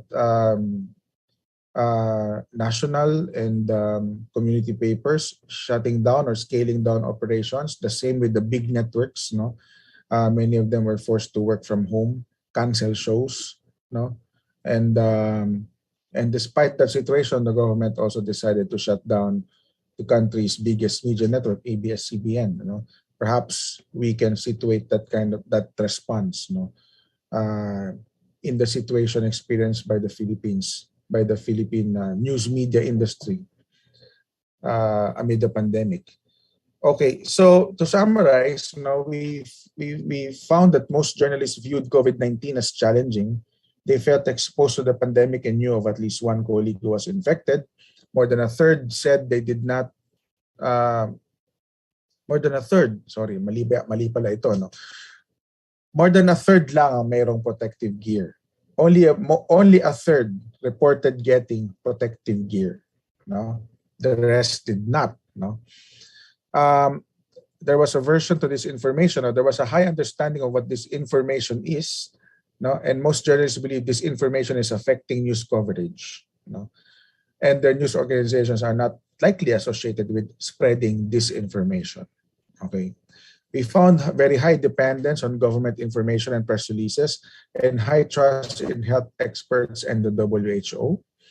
Majority of journalists, especially so in the Philippines, tried to balance coverage by interviewing marginalized voices.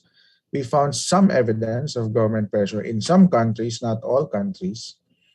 And then majority of journalists, especially here in the Philippines, fear that their news organizations will experience financial difficulties because of the pandemic. Now, that's for the first track. Now, the second track will involve qualitative interviews. We aim to interview at least 30 journalists who report on COVID-19 from the different platforms. No? So we will, again, get a purposive sample, meaning to say we will deliberately select news professionals or influencers. We will also select yung mga bagong news outfits, no? And to gain insight on their knowledge. No? So the important thing is to identify the key organizations and players delivering news on COVID-19. And then the interview guide that we will be used was not developed by us. It was developed collaboratively within the Global Risk Journalism Hub. So the process of selecting the respondents was this. No? So we will list down the key news outlets in the crisis public ecology, meaning to say the key news organizations delivering COVID news in the country. And then we will identify representatives of these news outlets. No? So, of course, in selecting the news outlets, we will ensure geographical representation as well as representation across the different platforms. We will also endeavor to ensure gender representation in selecting the respondents. So, how will we process the data? We will conduct a thematic analysis. No, we will do that. And then we will read the transcripts, and then we will categorize the data, come up with broad themes, no, and then our narrative will take off from those broad themes that we will obtain, no, from the thematic analysis. Now, we have already conducted a few interviews, no, and I would like to share with you some of the responses that really struck us, no, in the course of these initial interviews. No, we asked them what were the key issues of the COVID-19 pandemic, no, based on their perception, and we found that journalists generally had a poor impression of government response to the pandemic. No, journalists were also struck by the economic difficulties experienced by Filipinos due to mobility restrictions. They also found the vaccination rollout to be slow. They also complained about the virtual press conferences, no, and that at least I think last year and going into early this year, no, the requirement to undergo RT-PCR testing was discouraging, no, and discouraging them from covering outside of their homes. No? Now, we asked them whether their work became more global because of the pandemic. No.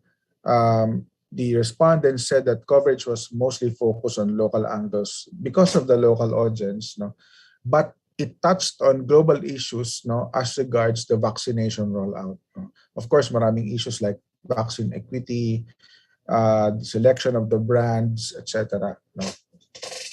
Okay, about their crisis narrative, we confirmed what we have found in our snapshot survey. There was heavy dependence on government sources, particularly the IATF. So far, we have found that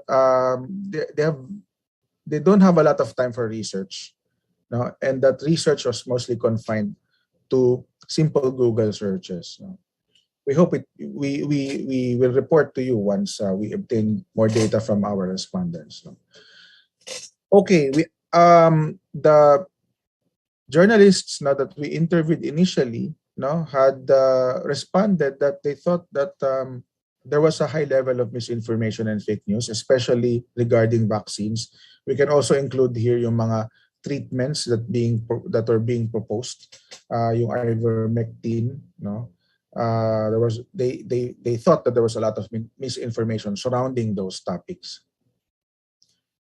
Okay, our respondents, no, the ones we initially interviewed, said they trusted the health experts more than the president and the political appointees and even the military people overseeing the response. Okay. Yan yung lumabas sa preliminary interviews namin. Okay, about the potential risks that they faced, no? So there was a lot of fear to go out and cover because they might bring COVID-19 home. no? We conducted this interview in the first quarter, no? So the journalists told us that they were getting used to working from home and going out only for major coverages. They, of course, they love working from home kasi maraming mga live streaming, virtual press conferences, and televised events, no? But of course, they felt na hindi enough yun, no? And they need to go out for big news coverages. We also found na may pagkakaiba between journalists based in the city, Metro Manila, and in the provinces. We found that sanay na sanay yung mga city journalists sa mga Zoom press conferences, no? While the provincial journalists, no, walang gaanong opportunity for that, o kaya ay they would rather interview their sources face to face, no? And parang ano pa rin, mas sanay sila doon sa dating nakagawian, ano? So, meron kaming nakita mga ganong differences, no? So, I guess I'll stop here, no? And then take your questions later, no, if there are any. So, thank you very much for your attention, and I hope to be able to engage with you later. Thank you, Prof. Ipe.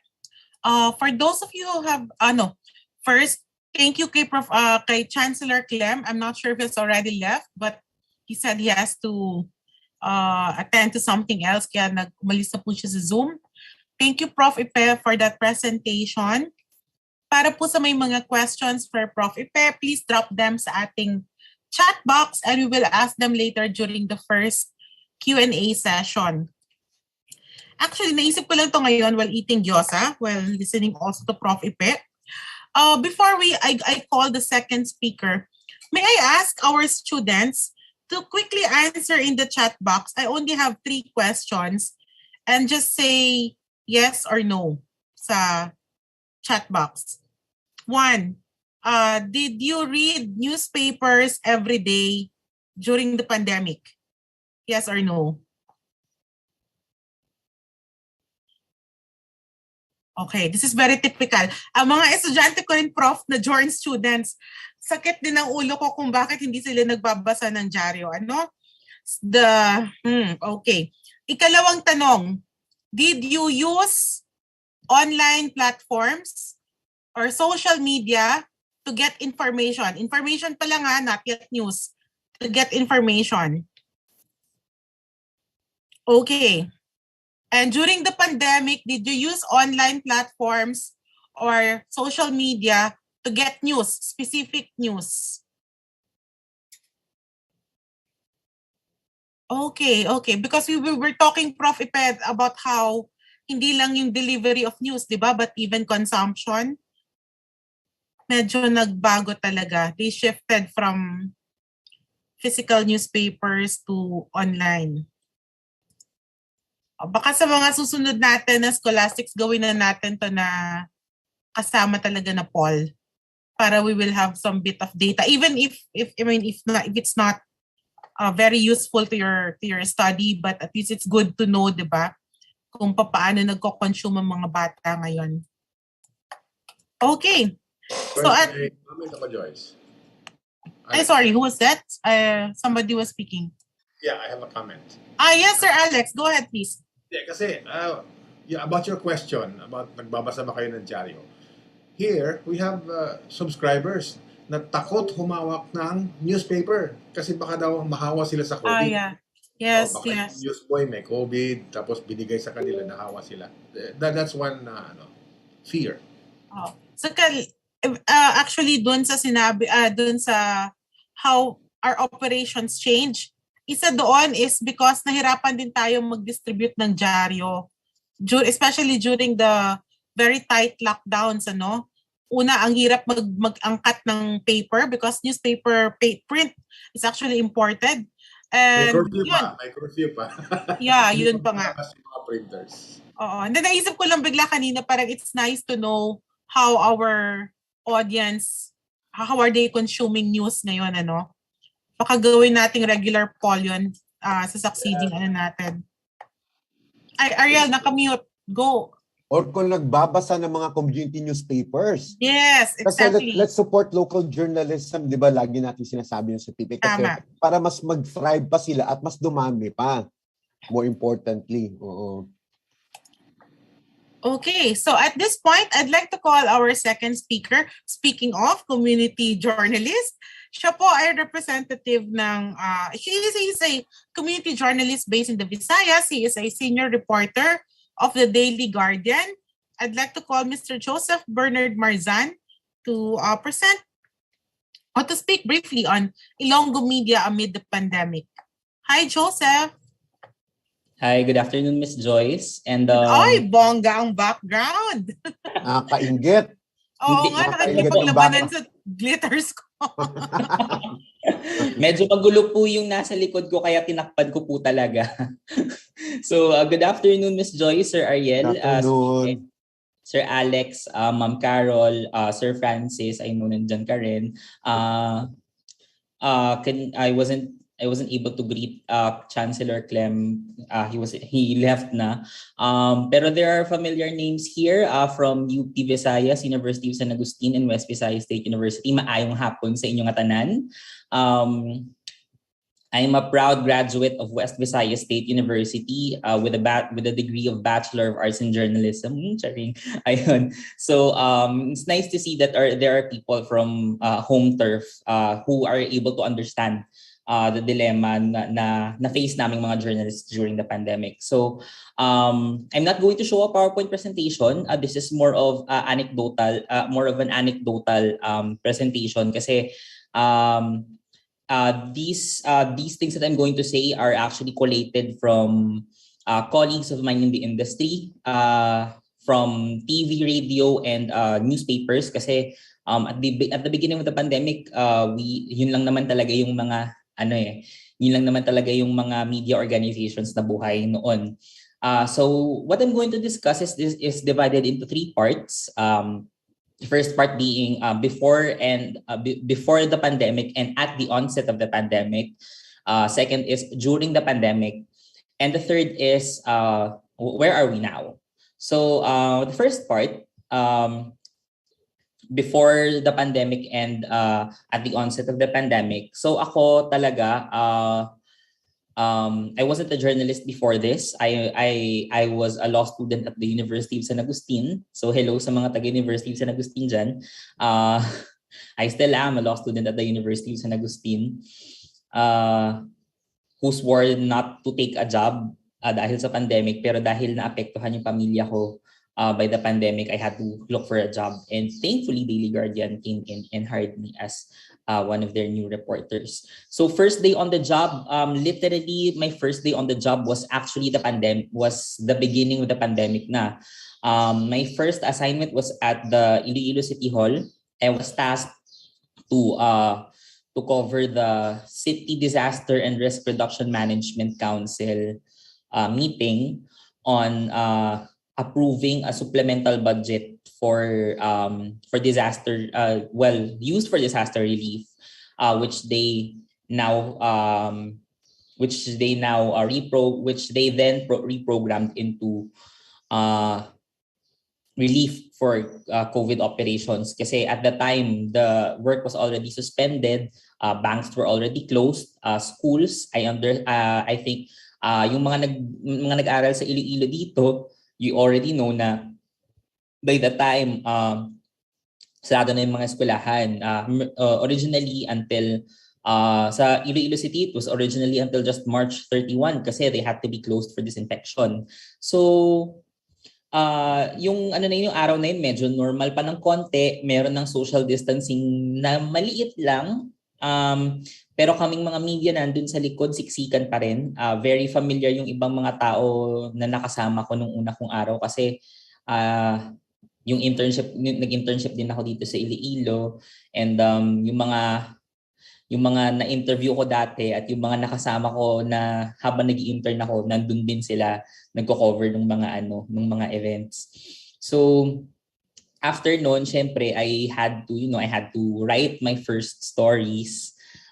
Yung talaga yung sa mga first stories ko, yung issuance ng yung pag-approve ng sangguniang panglungsod ng curfew, yung yung pag-issue ng ECQ order, and yung yung everything changing the day after na. So yung first day ko talaga, everything was still normal. And the next day, parang nagbago na yung lahat. There were no more jeeps. Puro taxi na lang yung sinasakyan. And ako, dahil medyo mahilig ako matulog, ayokong magtrabaho sa bahay, I had to look for somewhere na pwede ako magtrabaho. And yun, sa office ako nakapagtrabaho. And pero malayo siya sa bahay. So sinabihan talaga ako ni Sir Francis na hindi mo kailangan pumunta dito. So that was really the start na I worked from home, and that would be the norm for the next. I thought that would only be the norm for the next couple of months, pero hindi natin lahat inasahan na ganito yung mangyayari for the remainder of the year of the pandemic, na hanggang ngayon pa rin naman, kahit medyo loosened na yung restrictions natin, ganun pa rin siya.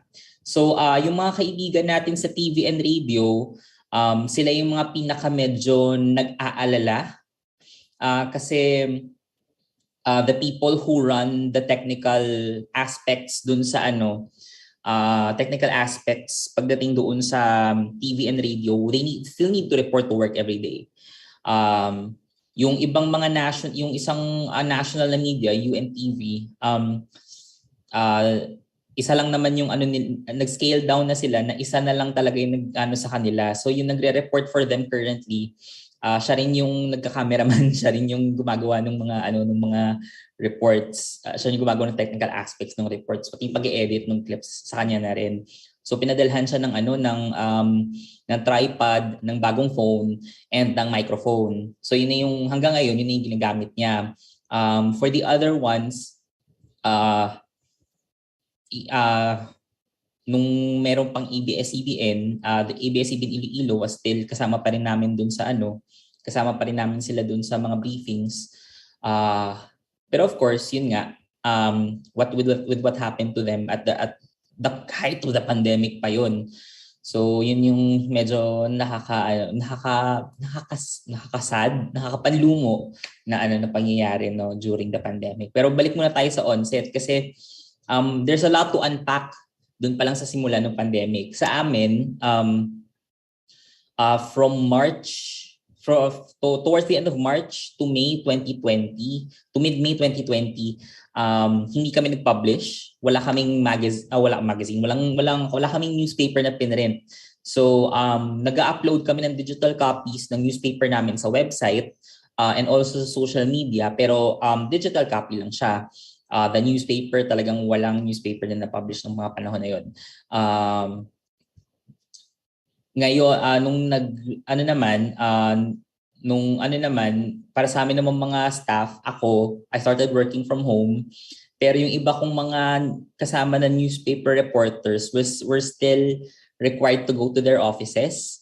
Pero on a skeletal basis na sila. So Monday, Wednesday, Friday, Tuesday, Thursday. Pero pinapapunta pa rin sila sa field. Ako naman, dahil ako yung naging matatakutin na nung mga panahon na yun, and dahil pati yung mga kasama kong, pati yung family ko dito sa bahay, medyo matatakutin na rin. So hindi muna ako nakalabas for a while. So talagang for the whole March, April, May, and June of 2020, I stayed at home. Kahit pinapayagan kami ng government authorities na lumabas ng bahay. I still stayed at home kasi wala rin namang masasakyan eh. I think October of 2020 nung una nang pinayagan na bumiyahe yung mga sasakyan, bumiyahe yung mga jeep tsaka yung mga taxi. So talagang pag nagko-cover ako, parating lakaran ng nangyayari. Walang nakakapagod maglakad. Sa totoo lang, pero nasanay na rin after a few months. So ayun yun yung nangyari sa amin nung unang parts ng pandemic. So diretso na tayo sa siguro May 2020, doon na nagsimula yung naging mga regular yung ibang mga bagay. parang nag-normalize, hindi naman na-normalize na, no? Pero siguro naging part na siya ng norm sa atin. Hindi siya normalized talaga kasi still out of the normal. Pero ito na yung naging normal para sa amin starting May 2020. Pwede na kaming makalabas noon. So kami uma-attend na kami sa mga press briefings ng mga agencies, mga politicians. Syempre uso pa rin yung Zoom. Yung Zoom pa rin talaga yung pinaka-primary means of communication namin at the time nung in the middle of the pandemic na. Pero kapag for example sa mga local politicians and sa ibang mga agencies and ibang mga offices, even private entities, they still allow us to they still provide us with a physical na which in hindsight parang kinailangan talaga namin lumabas ng mga bahay namin kasi para hindi siya nakakabaliw sa totoo lang. Kasi when you're working from home talagang it really takes a toll on your mental health na parang kailangan mo talagang lumabas. So ayun, isa rin yun sa mga naging mga epekto sa atin sa industry, yung the mental health effects really of working from home, na hindi ka masyadong nakakagala out of your own space. Medyo na kailangan mo rin ng breath of fresh air kahit malayo na sa bahay mo. So ayun, nakapag-cover na kami, pero most of the coverages still happen virtually. Actually, yung DOH noon from until June of 2020, naka-physical press conference sila. Pero kinalaunan they shifted to more virtual means of press conferences. May dumadating din ng mga national officials, and every time na may dumadating ng national officials, we're always there to cover them physically. And parang natutuwa rin naman sila na makakita ng ibang tao outside of the comforts of their own offices. So ganun yung nangyayari sa amin in the middle of the pandemic. So doon din nakita namin yung shift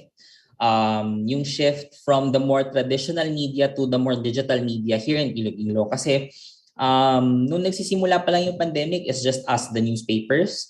It's the TV and the radio stations. Pero nung nagsara kasing ABS-CBN, ayun na, we've seen other media organizations spring up in this nung kasagsagan na ng pandemic. Kasi yung mga yung mga na-displaced na workers ng ABS-CBN dito were hired by the city government. So sila na yung gumagawa ng mga video reports for the city government.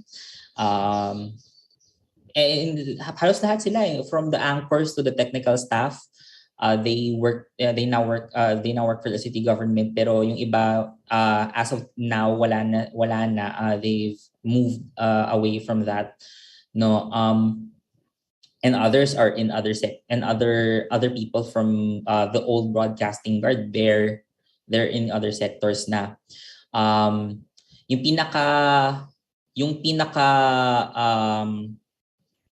pinaka-alive pa rin, yung pinaka-alive was radio.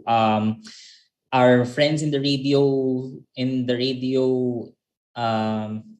side, talagang sila pa rin yung nagre-report sa office. Sila pa rin yung pupunta physically sa mga offices kahit na mataas na yung cases ng COVID. Sila pa rin yung nag-iikot-ikot para nagpapatrol pa rin sila. So sa radio talaga parang normal pa rin. Pero yung yung social media presence nila tumaas din. Sa amin din tumaas din yung social media presence namin. For Daily Guardian, we actually introduced our COVID Convos, which was a podcast series, which was a video webinar podcast series featuring different people and talks about different topics. Meron din kaming mga ano rin kami ng ngayon we're partnered with the Iloilo Business Club until this time for the regular Iloilo Business Online. So parang it's a monthly, semi-monthly na program about the business sector in partnership with different businesses here in Iloilo City. So we feature other personalities that are important to the business sector, economists, government officials, prominent people we know in the business sector, ganon. So yung ano rin namin, yung social media, nakita rin namin tumaas. Currently, we have insights of around 200,000 people a day na tumitingin sa page namin. And that's because talaga nag-shift talaga yung nag-shift talaga yung aming focus from traditional to social media. So ako, as a reporter, hindi lang ako basta nagre-report for our newspaper, but I also report for our social media. So every time na may pumapasok na breaking, kailangan kong mag-message dun sa namin, sa group chat namin or sa editor ko, and talagang pinaprocess yun yung social media team namin to be uploaded to our social media. And nakita namin talaga yung social media team na naging very active day to night. Grabe yung engagements namin.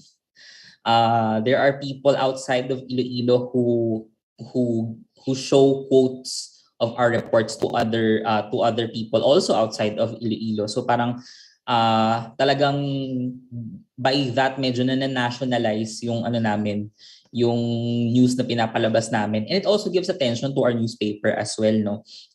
May mga Manila friends ako nagtatanong sa akin, saan ba makakakuha ng newspaper niyo? Sabi ko, hindi ko alam kung meron newspaper namin sa Manila. Yung mga friends naman sa Bacolod, bakit daw nag-cut yung namin, yung production namin? Kasi nag-cut talaga yung production namin. When we returned in May, naging from 18 pages, we only printed 12 pages. Kahit hanggang ngayon, 12 pages na lang kami nang dahil nga sa cuts that were made by the pandemic. It's also to keep the people who have been working with us as well. Talagang grabe yung experience na yun. Na hindi namin nakikita yung mga sarili namin sa newspaper.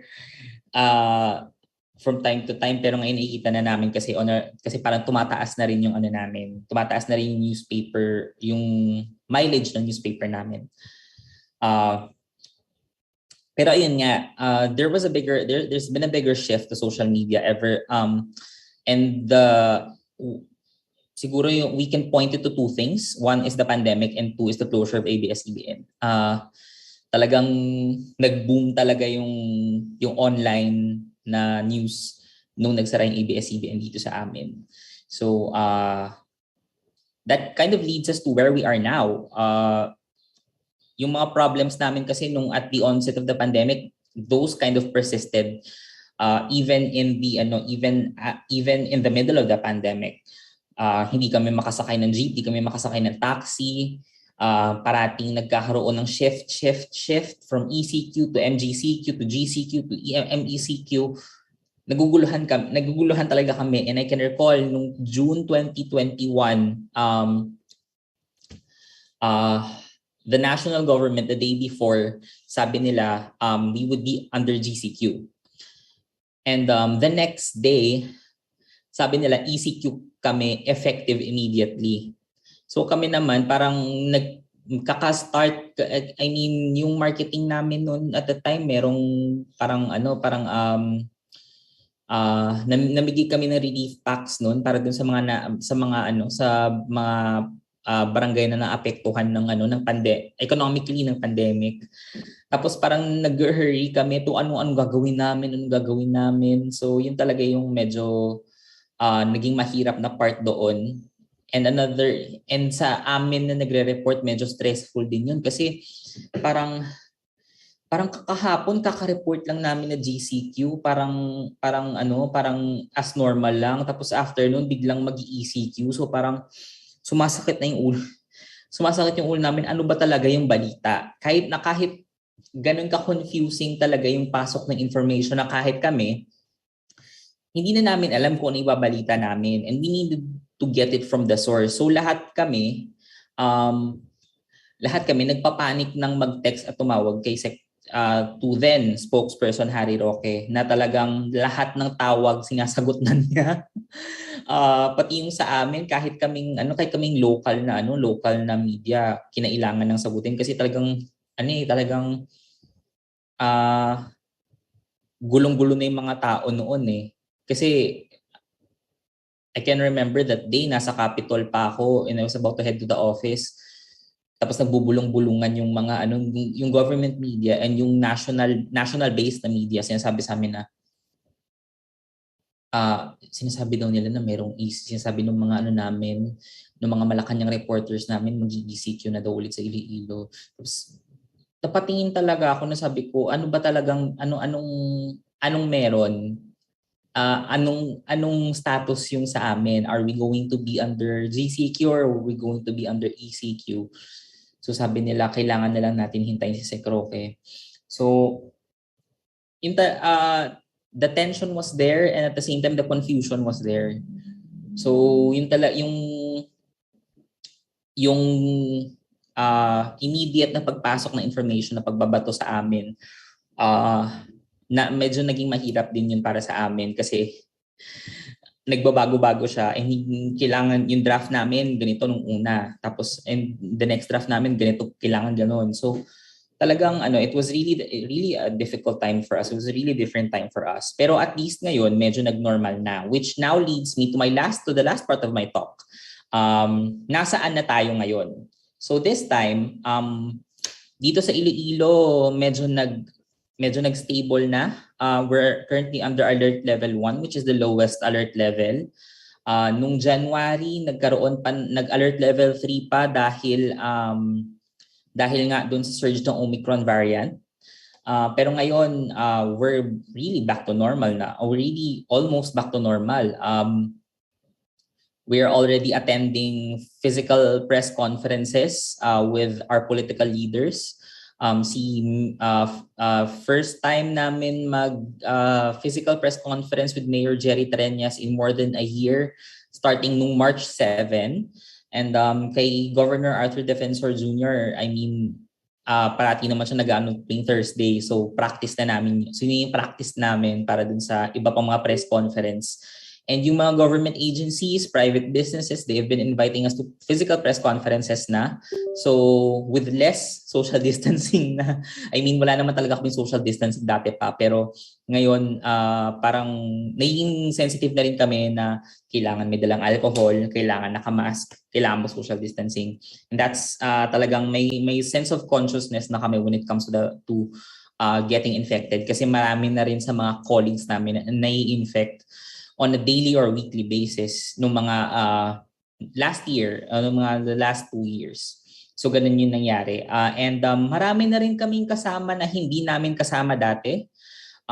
May mga nagsusulputan ng mga online news organizations composed of new and former people in the media. Na parang hindi ko naman ito nakita dati pero bakit andito na siya ngayon? Pero tapos magagulat ka na lang na mas nauna pa kami sa kanila. Hello, narinig pa ba ako? Ayun. Na parang mas nauna pa kami sa kanila. Pero ngayon marami na kami sa loob ng press conference, ng mga press rooms. Ngayon dahil mag-election season na, parati na namin kasama yung mga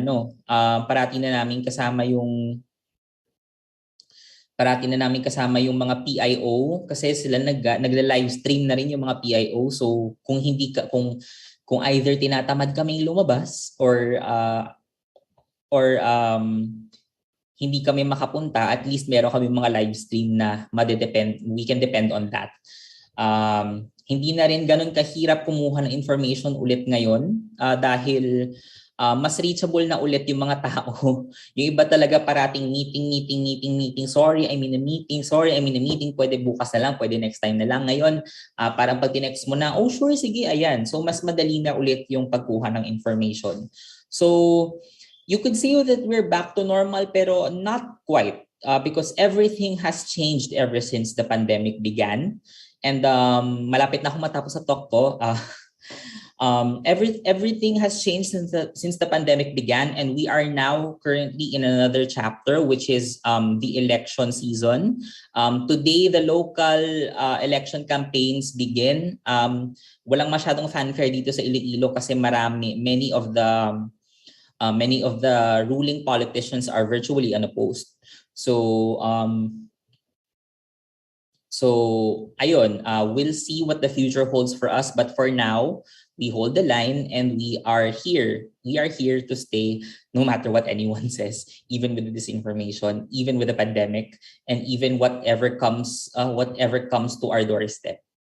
So ayun, good afternoon po and thank you po sa pakikinig. Salamat gid sa aton nga mga pamatanon nga nagatinirman gyapon. Okay. Thank you so much, Joseph. Sorry, okay? There you go. I thought I was still on mute.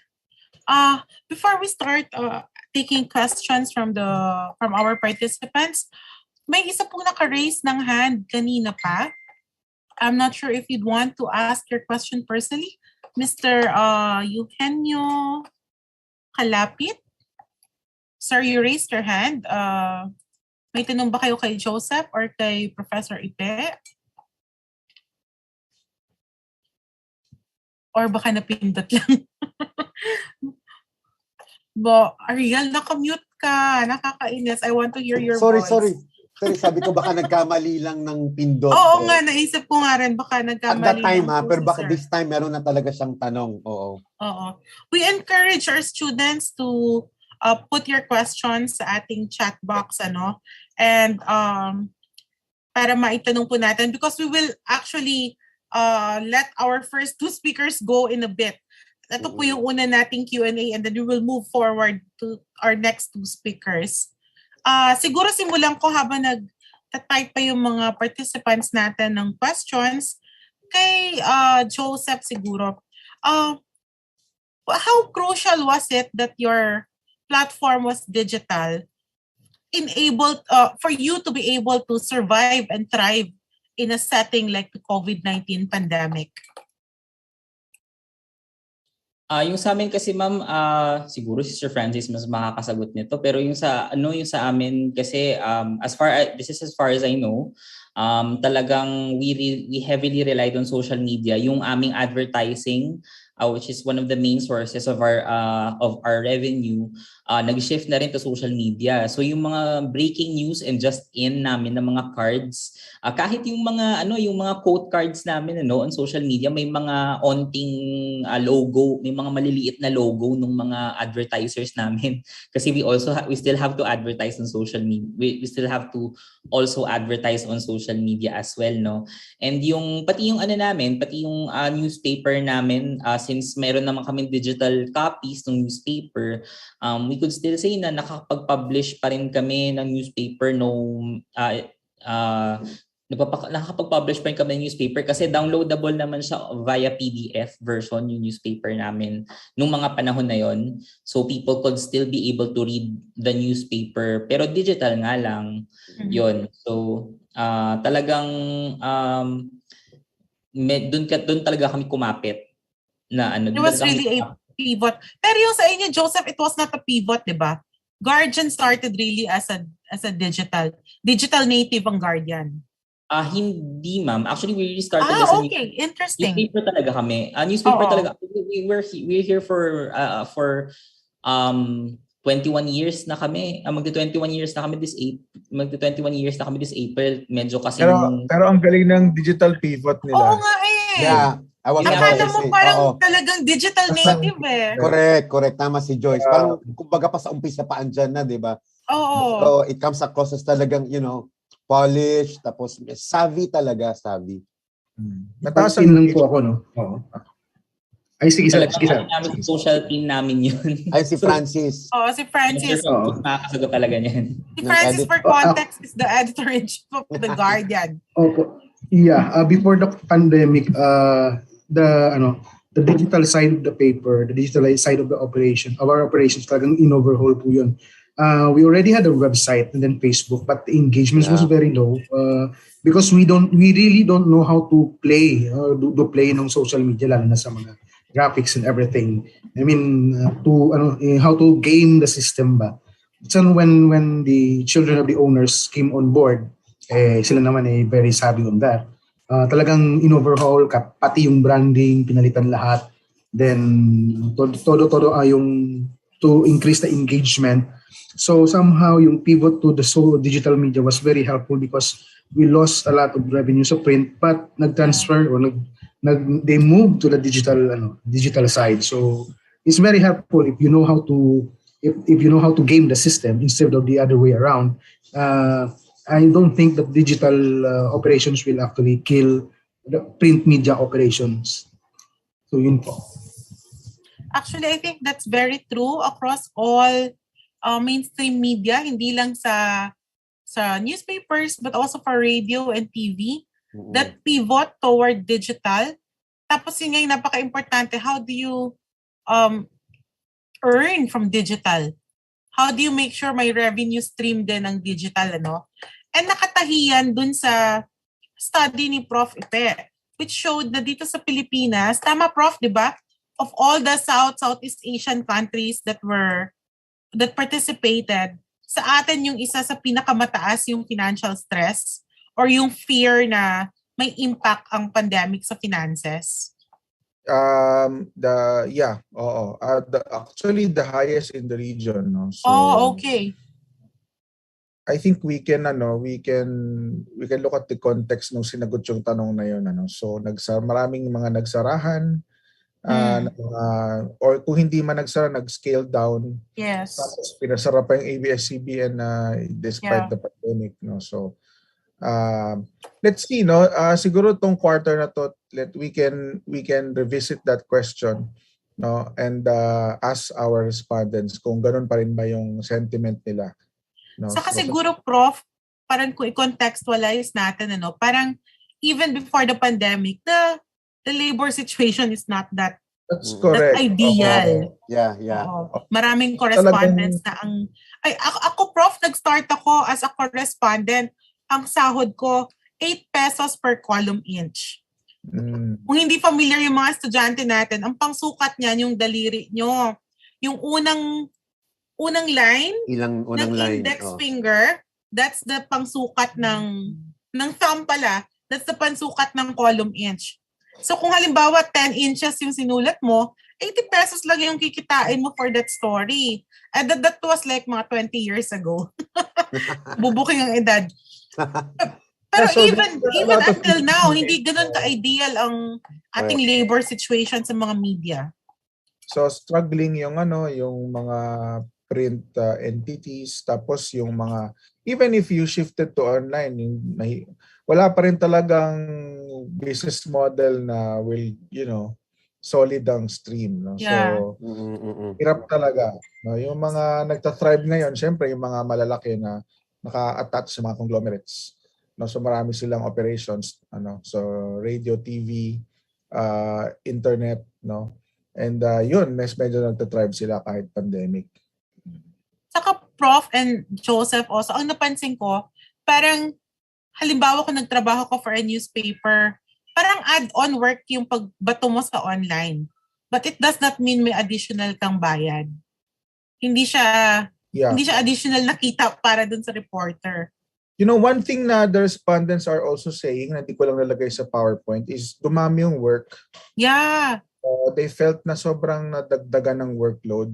So my interpretation is somehow it's a compensation, nagko-compensate tayo, no, industry-wide perhaps, because our stories usually came from virtual events, no, kulang tayo sa field work or kulang tayo sa face-to-face interviews, and somehow we compensate for that by covering as many virtual conferences, sometimes events. libang Zoom isang araw.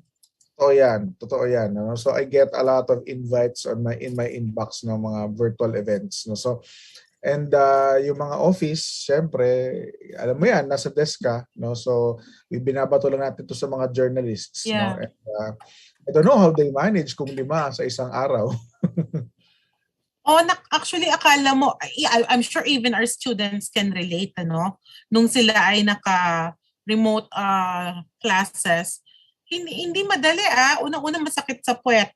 Tapos ikalawa, parang kang chapsuy yung utak mo. From one topic to another, talon ka ng talon. Iba-ibang topics yung kino-cover mo. Saka no time to breathe, parang hindi natatapos. Kasi nagpapatong-patong siya. Tapos yung mga nag-schedule pa ng Zoom ang tatagal. So, unlike, di ba, kung press con siya, 30 minutes, tapos na, and then you write your story. May closure. Ito parang one after the other, tapos at the end of the day, saka ka magsusulat. Ganun din ba sa inyo, Joseph? Ganun po. Until ngayon, ma'am, ganun pa rin. May mga organizations, yung mga organizations, mga NGOs na naglo-launch ng mga projects nila, they still launch it virtually. Last week, meron akong 3 na sunod-sunod na araw. Kasi kapag 30-minute na press con, pwede mo na siyang magawa at the end of the day kasi parang kasi may physical attendance ka, parang nagkakaroon ka na idea na kung ano yung susulat mo. Pero pagdating naman doon sa mga sa mga virtual press cons, mga virtual presser, they extend to sometimes 1 to 2 hours. So parang nawawala na yung sense ng kung anong gusto mong isulat. And minsan talaga nakakapag-submit na ako. Kasi yung press time namin is 7 p.m. Dapat nakapag-submit na kasi magpa-print pa ng newspaper. So ako naman naisip ko na kasi marami pang local news na kailangang isulat, the national news of other organizations has to wait for probably another day. So siguro bukas ko na lang isusulat ko. Kaya, tsaka kailangan mo upuan kasi hindi mo alam kung yung kailangan mong marinig ulit . Ako kasi nire-record ko lahat parati ng mga press ko na sinasalihan na kasama ko, pati yung mga virtual talaga. Somehow, especially kapag magkakasabay yung mga on one window, meron kang Zoom dito, another window, meron kang Google Meet. Tapos God, na-try ko rin yan, dalawang kasabay. Meron pa yung Zoom, Google Meet, tapos meron pang isang Cisco WebEx na nakasama. So hindi mo talaga alam. So yung ginawa ko na ngayon is nag-download na ako ng Chrome extension for recording yung mga press ko na sinasalihan ko kasi hindi ko alam kung saan ako pupwesto. Kasi kapag for example magkakasabay yung Zoom mo at yung Google Meet, hindi ka pwedeng gumamit ng webcam for both. So dapat isang meeting program lang. So minsan ino-off ko yung cam ko for Google Meet tapos mag-a-appear ako dun sa Zoom. Off ko yung sa Zoom na camera, mag-a-appear ako sa Google Meet. So dun talaga mong parang kahit nasa harap ka ng computer, mas-stress ka kasi you're basically virtually in 2 places at once. Saka for our students din, maraming nawala. I'm sure in the study of Prof.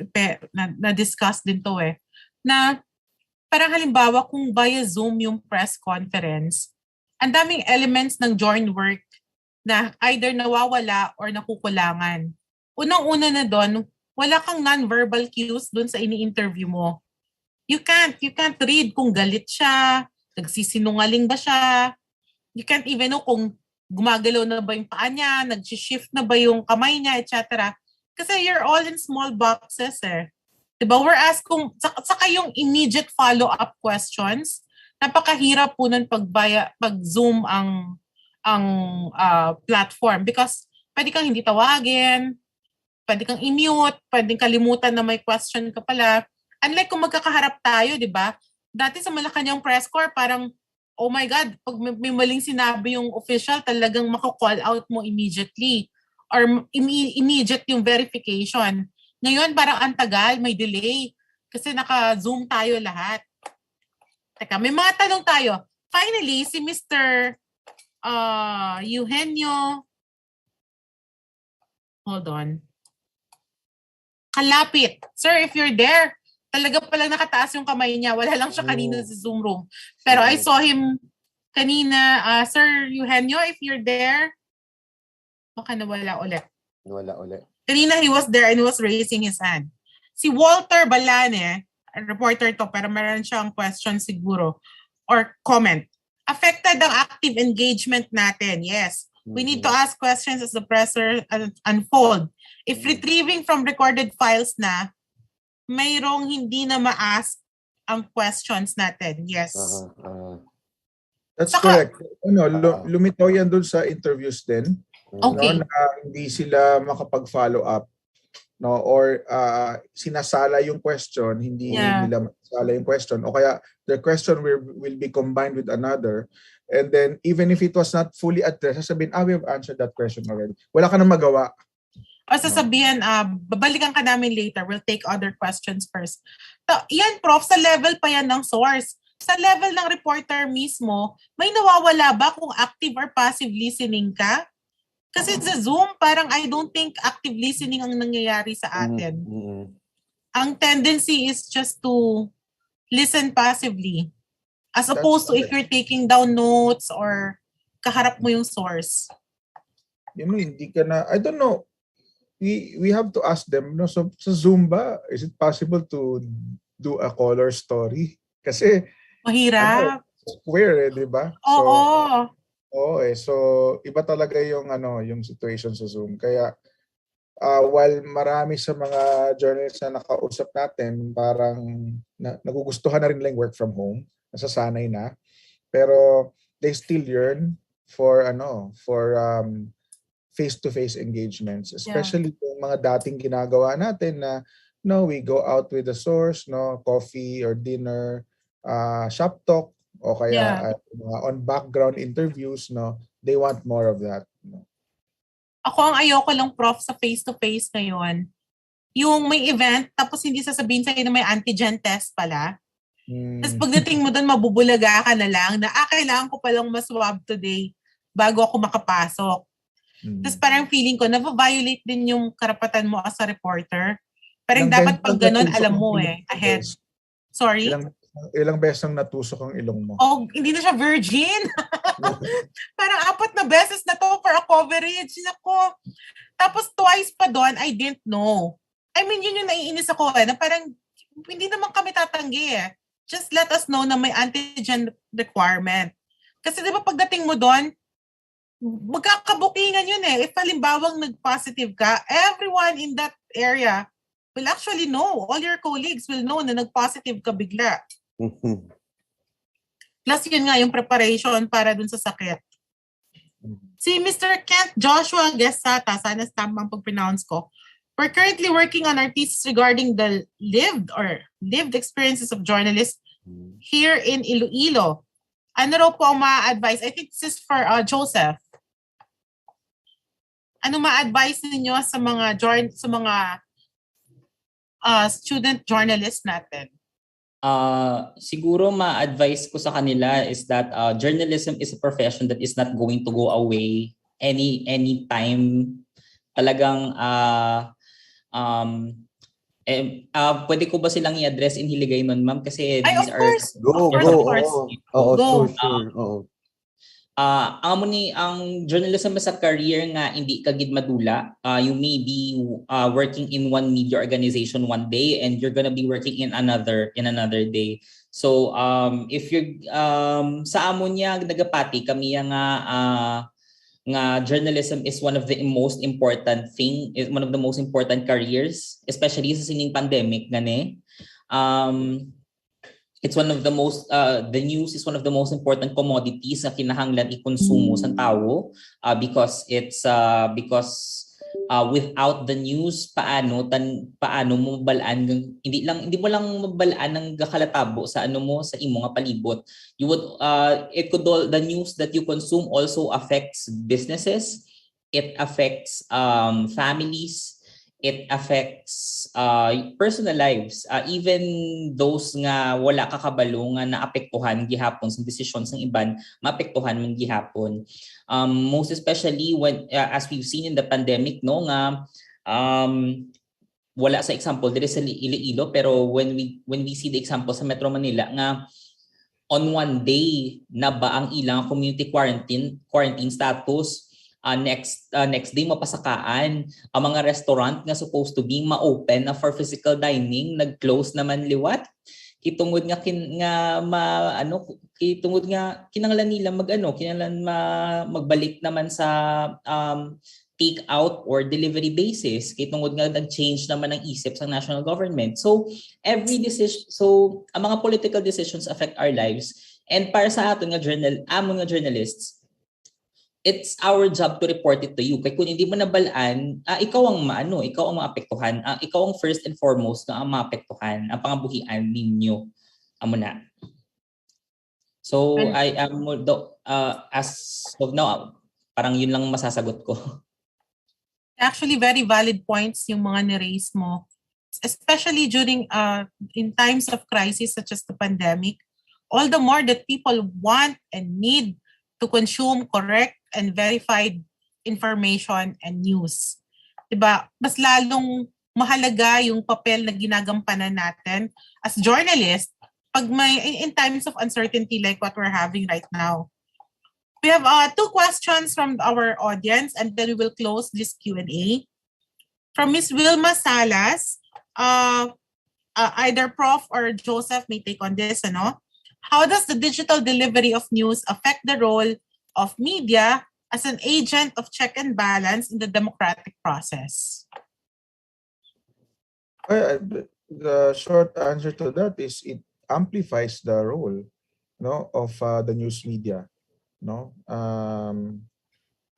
I wouldn't want to use check and balance kasi this is more applicable to the different branches of government. Pag pinag-usapan natin yung Philippine government and constitution. So I would prefer the more classical terms like watchdog role. So the watchdog function. So of course it enhances that.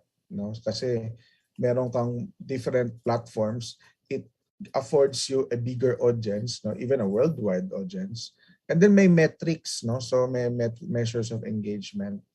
So, pero syempre, you are only one of the many. So you have to compete with others. You have to put out more engaging content. So I think yun ang naging effect. So may kita mo yung ibang mga news outlets, talagang nagko-compete and they're really creative in drawing audience engagement. Yung iba nga kahit na hindi pasok sa panlasa ng ibang mga mas nauna sa industriya, gumagamit ng mga memes. So usually parang hindi mo naisip na pwede pala gumamit ng memes. So and for them it looks like successful kasi tumaas yung profile nila among the different news organizations doing social media. Joseph, would you like to add to that? Actually I would agree with the answer of Sir Ipe. It just adds to our responsibilities as well. Kasi even without the digital delivery of news, we're still agents of check and balance, kagaya ng sinabi ni Ms. Wilma. And kami pa rin yung we still have the watchdog function. That still remains even if we're not doing it on the digital side. We still do that even as a community newspaper. So while it doesn't affect as much, it only amplifies our responsibility na we have to do that. That's something that we have to do. And if kami naman mga journalists yung magkakamali, and mas madali kaming mabantayan, especially na nowadays, pasensya na lang dun sa mga kasama natin, iba natin kasama sa industriya, pero meron talagang mga kasama natin na who have chosen their political biases, especially ngayong panahon ng election. And talagang makikita mo yung hindi naman inherent yung parang constructed na political biases nila. I mean, lahat naman tayo as human beings may political biases, pero tayo as journalists, our bias has to be with the truth even if we don't like it. That's what we have. That's the bias that we have to choose. We have to be biased towards the facts, the hard facts, and nothing but the hard facts. Yun lang talaga. Mas malaking responsibilidad natin ngayon as journalists, especially na dahil may digital na nga, mas madaling pumasok yung balita. Mas mabilis siyang pumasok compared sa nung broadcast pa lang na TV and radio, kasi hindi lahat may access to TV and radio. So ngayon na meron ng mas lumalaki yung space for breaking news.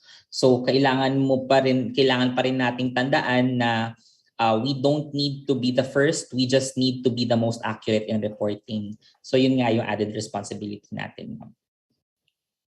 If I may just add, I think good journalism is good journalism regardless of aling platform kayo. Whether you're mainstream or you're online, you're digital, you're on SOCMED. The elements of news remain the same. The principles remain the same. The discipline remains the same. In fact, baka nga mas dumagdag pa, may additional challenge pa sa atin pagdating sa online. Because as we will discuss later sa part 2 natin, the online platform has weaponized also fake misinformation and disinformation. So dagdag pa yon sa parte natin. This is our last question. But prior to this, I'd like to shout out kay Red Dano kasi lagi po siyang present sa halos lahat ng webinars natin. And he's also with us right now. From, Kat Valencia of UP Visayas. There are a lot of discourses about the pandemic circulating, particularly sa SOCMED platforms, not only about the disease, but also on government and people during the pandemic. Anong effect ng platform affordances, such as likes, comments, etc., sa editorial content ng stories about the pandemic? How do we balance the presentation of information since factor din naman ang possible profit from online participation? Ako kasi I have not yet done content analysis, no, so hindi ko pa masagot direkta yung tanong. Maybe Joyce as a news editor and maybe Ma'am Wen can also shed more light on this question, no. Pero I think na-touch din to kanina no. So because nga merong pangangailangan for engagement, nahalo na yun dun yung sa editorial choices that we make.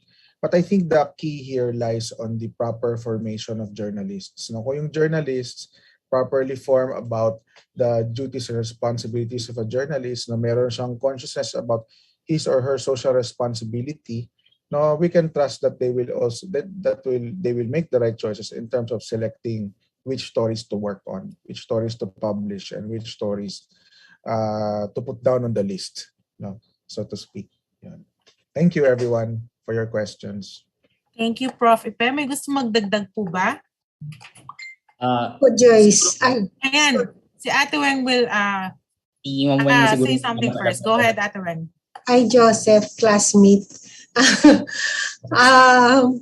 Maganda yung tanong, no? And it's actually, it will be a good topic, no, for research. Pero in general, hindi lang dun sa pandemic. Talaga, meron siyang impact. Kasi like, halimbawa, although hindi ako from the digital platform, so hindi ko to masyadong kabisado. Pero alam ko lang, for example, na kapag nag 3 minutes yung video, mas meron kang naipapasok na ads, no? So, kung yung video na yung report mo is like 2 minutes, 50 seconds, dadagdagan mo na yun ng 10 seconds para meron nang maipapasok na ads, no? Sa YouTube yata ito.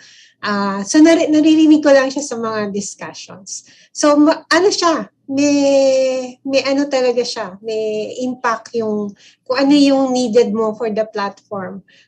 Lalo na if it has direct impact sa kung paano kikita yung news organization.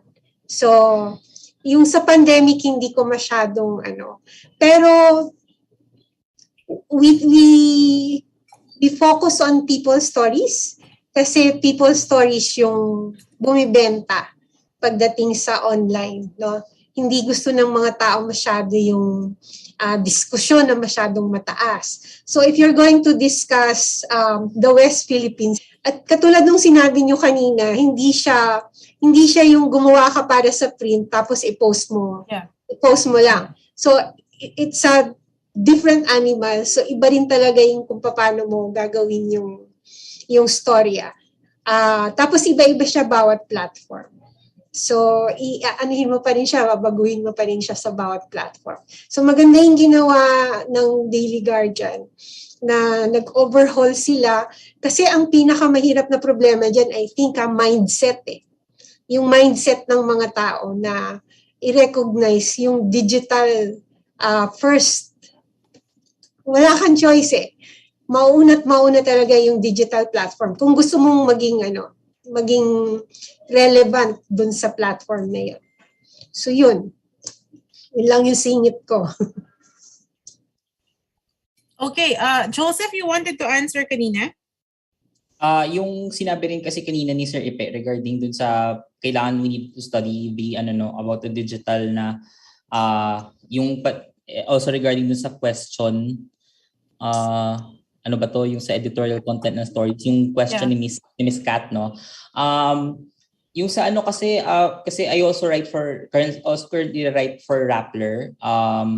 So ako yung nagre-report on stories from Iloilo for Rappler currently as a journalism fellow nila.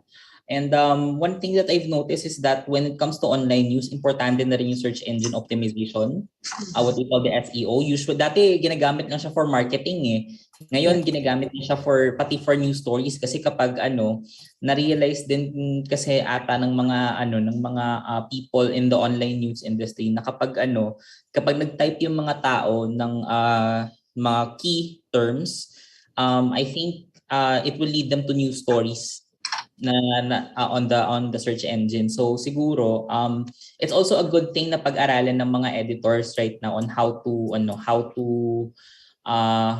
use keywords. So reminder na rin sa amin yun ng mga reporters to use simpler terms, yung terms na gagamitin ng mga tao, especially kapag nagre-report kami na hindi na pwede yung highfalutin na words na siguro yung mga technical terms when it comes to law and reporting on law and medicine, yung mga ganong klaseng jargon, siguro pwede pa nating anuhin yun. Pero when it comes siguro to the general news na pinapublish natin, it's a reminder for us na reporters that we have to check the dictionary na for words na pwedeng gamitin na mas common na gagamitin ng mga tao when searching about the news na gusto nilang hanapin. Ganon. Okay, siguro isang point lang galing sa akin bago tayo mag-close nitong first session. Itong pandemic ko lang nasubukan na parang every month or every 2 months, may meeting ang news desk namin on analytics to check kung ano yung pinakamataas ang hits online. And it sort of guides us kung ano ba yung gustong basahin ng mga audience namin. In a way, it's a humbling exercise. Kasi dati parang iniisip natin, tayong reporters, tayo ang nakakaalam sa balita. Tayo ang nagdidikta kung ano ang importante. And then now they're telling us, oops, teka muna. Yung importante sa inyo, hindi naman pala masyadong importante sa amin. Ito pala yung concerns namin. Ito yung mas may direct impact sa bituka namin. So bakit hindi kayo dito tumutok? So yun lang. Yun ang, in a way, it democratized the news gathering process, and it also is a humbling experience for us. And on that note, I will actually shift towards, thank you Joseph and thank you Prof. Ipe sa ating ikatlong speaker today. Mas matututukan niya yung usapin kung paano may feedback mechanism at kung paano na-empower ang ating mga audience mismo. I'd like to call back Ms. Rowena Caranza Paraan. She's the head of ABS-CBN's Bayan Mo Ipatrol Mo, and she will be discussing citizen journalism in the time of the coronavirus. Hello ulit! Hello! Una sa lahat, gusto kong sabihin na iinggit ako sa lipstick ni Joyce. Super pink! Oo nga. Hindi ko naisip mag-lipstick. Hindi po kasi ako masyadong marunong mag-makeup. So, yun. Citizen journalism. Bakit siya natin pinag-uusapan? Kasi nung panahon ng pandemya, yung citizen journalism naging dito humingi ng tulong, no, yung mga newsrooms. Ito yung nakatulong ng malaki nung panahong, lalo na nung unang mga buwan, no, yung hard lockdown na hindi mo malaman kung pwedeng lumabas, walang masyadong activities, tapos ang hirap puntahan yung mga ibang lugar because of the mobility restrictions. So ang daming challenges nung panahon na yon. Yung malaking tulong sa maraming newsrooms, including ABS-CBN, ay yung citizen journalism. And it just so happened that we have a citizen journalism program that has been here for 15 years, no? 15 taon. Teenager na po yung Bayan Mo Ipatrol Mo. So sana nakikita niyo yung screen. Okay. So ano yung pag-uusapan natin? Oops, sorry. Yeah. So basically, we will have 3 subtopics: crowdsourcing and citizen journalism. Tapos ano yung itsura ng citizen journalism ngayon dito sa Pilipinas. At yung pangatlo, ano yung role ng citizen journalism ngayong panahon ng pandemic, no? Pandemya. Bago ang lahat, kilala niyo itong si Spider-Man. Throughout the presentation, you will be seeing si Spider-Man. I would like to request na kung pwede i-type ninyo sa chat box yung 3 letra, PPI, short for Philippine Press Institute. So every time the Spider-Man image comes, paki-type sa chat box yung PPI, no? Gusto ko sana gawing Ariel Sebelino, kaya lang masyadong mahaba. So PPI na lang po, no? Yeah. And then later, makikita rin naman natin bakit si Spider-Man, bakit hindi si SpongeBob, o bakit hindi si Captain America. Yan. So yan, Spider-Man muna tayo. Thank you. Okay, may mga nag-type na. Maraming salamat. Okay. To start the discussion, I would like to bring your attention to a bombing that happened during the Boston Marathon. So yung Boston Marathon, this is a huge event, no? Pinupuntahan siya ng mga tao, sinasalihan at saka o kaya pinapanood, no? So this is an annual event. In 2013, nagkaroon ng isang bombing, no? Nung panahon ng while it was happening yung Boston Marathon. But the first information that a bombing occurred did not come from media. It came from a netizen, no, kay Bryce England. And he posted in his Twitter account at 2:57 p.m. was 2 blocks away from Boston Marathon finish line when boom, boom, gray smoke, lots of police. So ito yung unang information na nakuha ng mga tao that there was something that happened at the Boston Marathon. And then the next tweet came from Taylor Dobbs, another netizen, saying that at least 5 ambulances have gone to Boston Marathon finish line. It was posted at 3:08 p.m. Finally, a media organization posted, the Atlantic Wire, at 3:20 p.m. So 2:57, 3:20, meron siyang gap na 23 minutes, no? Alam natin na pagdating sa digital, kantsawan na to na malaki, no? Kapag mga media organizations yung nagkukwentuhan, magkaroon kayo ng gap ng 23 minutes, medyo malaking usapin yon.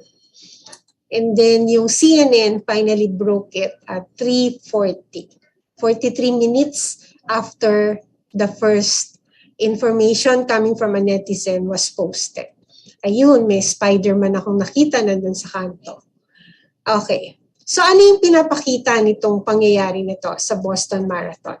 Na pinapakita niya na hindi na lang media yung merong monopoly ng pagbibigay ng information tungkol sa mga bagay na nangyayari, that ordinary citizens can actually beat them, can outscoop media sa pagbigay ng information.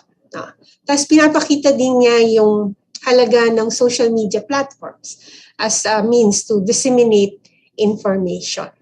Ayan.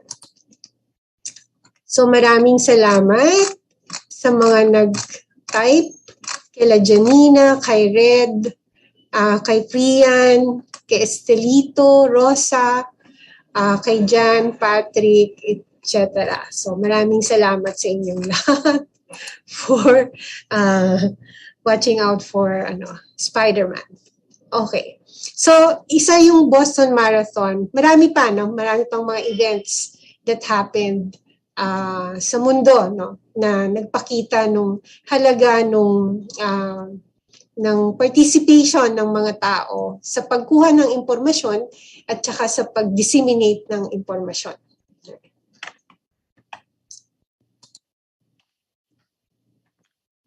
Sa Pilipinas, nagkaroon ng ganitong insidente, yung tinawag nilang hulid up, no? And this happened along EDSA, just a few meters away from the PNP headquarters. So there was a vehicle that was cut by a second vehicle. Tapos from the second vehicle, there were men using long arms, M16 rifles. Tinutukan niya yung nandun sa unang sasakyan. Ang sabi, hinuhuli dahil may traffic violations. Siyempre, hindi ka gumagamit ng Armalite para sa traffic violators. And then, next, sabi may drugs. No? So, a concerned citizen, seeing what was happening in front of him, took a photo, uploaded the photo in his Twitter account. So, may nakakita na media, may nakita na mga tao, grinab nila yung photo, and then, nagkaroon ng stories about what happened. So, binansagan siyang hulid up, no? Kasi it turned out that the men in the second vehicle were actually active police officers. And the first vehicle was carrying more than 250,000 pesos na cash. So, hinuhuli na hinuhold up. Kung wala yung concerned citizen, nagtuloy-tuloy lang sana yung buhay sa EDSA nang walang nakakaalam, no, na merong ganung pangyayari. But because there was a concerned citizen who took a photo, uploaded it in his Twitter account, disseminating basically the information of the hulid up incident. So nalaman ng media, nalaman ng authorities, investigation was carried out, and charges were filed against the police officers. So again, another incident that showed how ordinary people can be news gatherer, no? Can gather information and disseminate it to the public. So both the Boston Marathon bombing and itong hulid up incident, pinakita niya yung malaking potential ng citizen journalism. So citizen journalism is a form of crowdsourcing. Ito yung nagpapatulong tayo sa mga tao para kumuha ng impormasyon. It's making the wisdom of the crowd work for you. No? So crowdsourcing is not just in journalism. Businesses actually have been crowdsourcing since time immemorial. Pag yung Starbucks nagpapakontest ng design ng mug, no? That's crowdsourcing. Siguro yung pinaka-familiar sa mga students na crowdsourcing ay yung paborito nating reference, yung Wikipedia. No? Because Wikipedia is crowdsourced. Yung mga entries dyan ay ginawa ng mga tao. No? You can actually edit, no? Suggest editing new entries in Wikipedia. So ano siya? Crowdsourcing siya. Kaya sa newsroom, bawal na gawing reference ang Wikipedia because ano siya, no? It can be made up, it can lack details, no, or pwedeng hindi accurate yung lahat ng details and so on. Pero yung crowdsourcing as a form of as a way to gather information, na rin siya, established na rin siya sa media. So kanina nakita ko si Julie Alipala na siyang pinost sa kanyang Facebook sa wall niya, asking people about something, no, that she will obviously use for a report. So that's loosely also a form of crowdsourcing. When DHL, I think, ask people, yung kanilang mga customer, ng suggestions on how they can improve their services. At maraming sumagot at nagbigay ng mga suggestions sa DHL. That's a form of crowdsourcing. So it's not just in journalism, but also in other fields, so in business at iba pa. Then another term that has become familiar is yung UGC, yung user-generated content. So ito yung mga nakukuha sa social media, yung mga pinapadala, na karamihan ng mga photos and video. Then you have the term hyperlocal journalism. Yung ngayon, hindi ba sa rule natin sa news writing, diba? Yung 10 bahay na naapektuhan ng sunog, ibangga mo siya dun sa another sunog na merong 100 bahay ang naapektuhan, the more likely na mabibigyan ng space would be yung 100 bahay. Or i-wrap mo siya. Pero definitely kung news values ang pinag-usapan, kapag mas malaki yung naapektuhan, yun yung mas nagiging balita. Pero sa hyperlocal journalism, na isa sa mga umusbong, no, as karugtong ng issue ng citizen journalism, yung tinatawag na hyperlocal journalism. Yung focus ay sa napaka-specific na mga problema sa mas napaka-specific na mga lugar. No?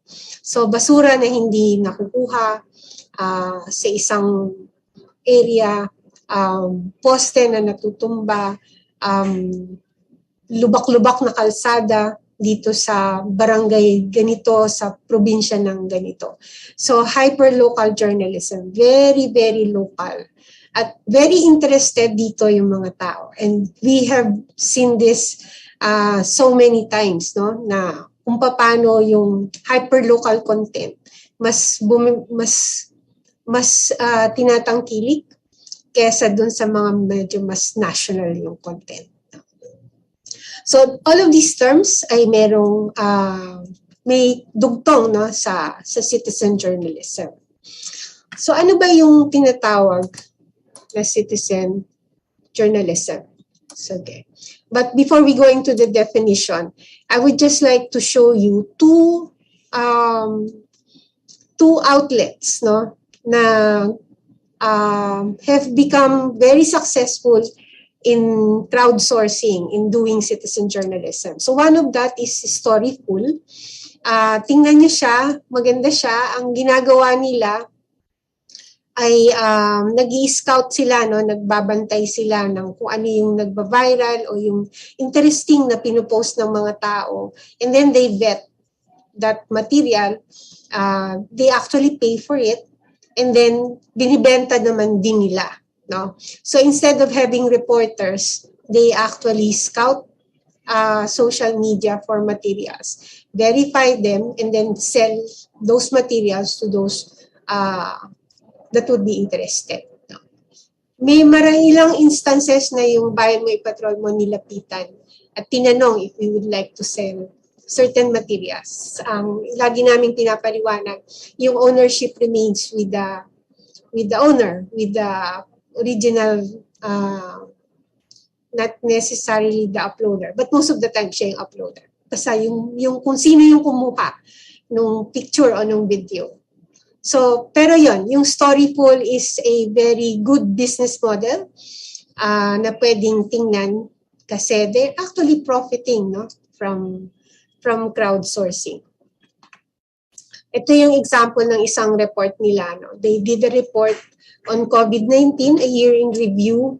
And then in the description, they said that they tracking the impact of the virus around the globe from the initial outbreak in Wuhan through to the ongoing vaccine rollout. Storyful has verified almost 3,000 videos and stories, creating one of the world's most comprehensive archives of social videos and stories relating to the COVID-19 pandemic. So yun. And then another one is Bellingcat. Ang Bellingcat is actually more investigative, which is even more fantastic, no? Kasi investigative coming from crowdsourced materials, no? So I think sabi niya, Bellingcat's innovative approaches to using publicly available data and citizen journalist analysis. Yun. Our largest crowdsourcing effort came during the January 6 Capitol riot in Washington.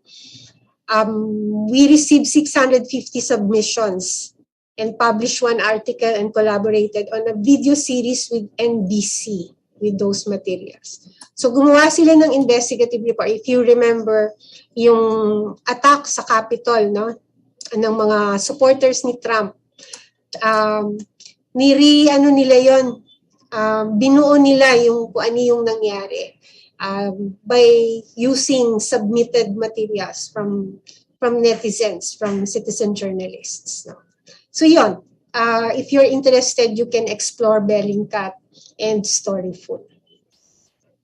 Okay. So ano yung sa Pilipinas, ang merong citizen journalism platforms ay ito yung mga visible, no, yung nakikita natin. So yung Scoop ng GMA7, and then you have the Taxi Squad ng TV5. Yung Taxi Squad, interested ako dito kasi talagang ano sila, meron silang stickers sa taxi, meron silang ID, and I've seen some posts na nagkakaroon sila ng General Assembly. No? So Taxi Squad ang tawag sa kanila. So they report about traffic, accidents, at iba pa no, na related sa pag-commute na dinaranas no, ng mga tao. Ayan, maraming salamat kay Wilma, kay Suzette, kay Pian, at sa iba pa na nalimutan ko na nga si Spider-Man. Okay. And then you also have Move PH ng Rappler. Move PH though is more than just harvesting materials for reports. No? It's also an advocacy arm ng Rappler. So they do other campaigns, and including, I think, ngayong panahon ng election. And then you have, of course, Bayan Mo Ipatrol Mo ng ABS-CBN. As I said, it's now on its 15th year. It was born on election year ng 2007, election year uli ngayon. Okay, so ito yung mga pinaka-visible. I know that DCRH also has a parang citizen journalism platform din. No? Yung mga driver din na tumatawag sa kanila at nagsasabi na dito may sunog, dito may aksidente, etc. Yeah. Nung isang workshop naman, si Julie mentioned something about yung isang radio station sa Zamboanga, no? Na may something similar with DZRH or nitong Radyo 5 na Taxi Squad. Yeah.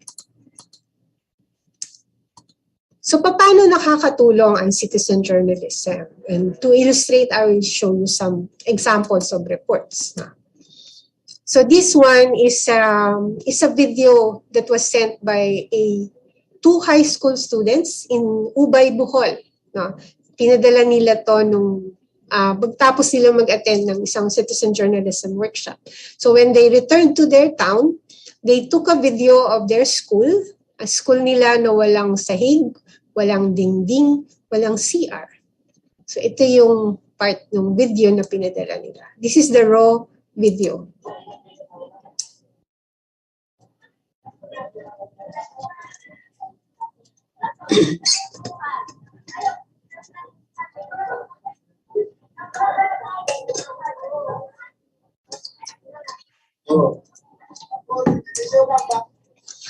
Ayan. So, yan yung eskwelahan nila.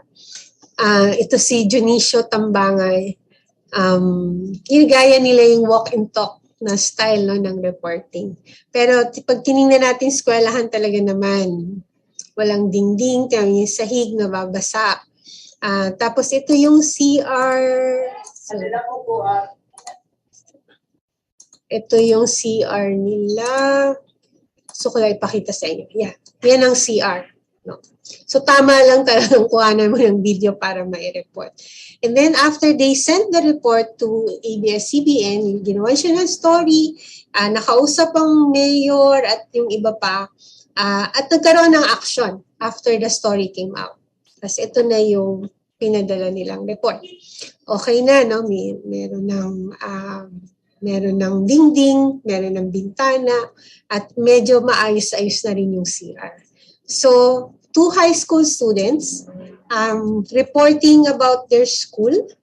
Ang laki ng impact nito, no, for them.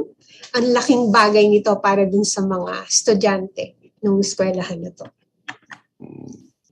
And then, these are some other stories that we received. No? Ito yung video nung pagbagsak nung bell tower ng Basilica ng Santo Niño sa Cebu during the 7.2 earthquake. And then ito yung isang 90 years old plus na matanda na umakyat siya ng 3 stories because she really wanted to vote. Walang nakakapigil sa kanya. So pinaghirapan niya, ang painful nito panoorin na video. No? Yung inakyat niya hanggang sa taas para lang siya makaboto. And then, ito yung mga nangyayari to, no, sa mga public cemeteries na hinuhukay, binubuksan yung libingan, naghahanap ng kung ano man yung makukuha. No? And then, this is a scene during, again, the earthquake ng Bohol. Yung mga tao nagtulong-tulungan. So, citizen journalism is not just about problems. No? It can also be positive experiences like this one. And then ito naman, galing to sa U-Scoop. Kapag ka merong sakuna or merong kalamidad, reports from citizen journalists, napakalaking bagay.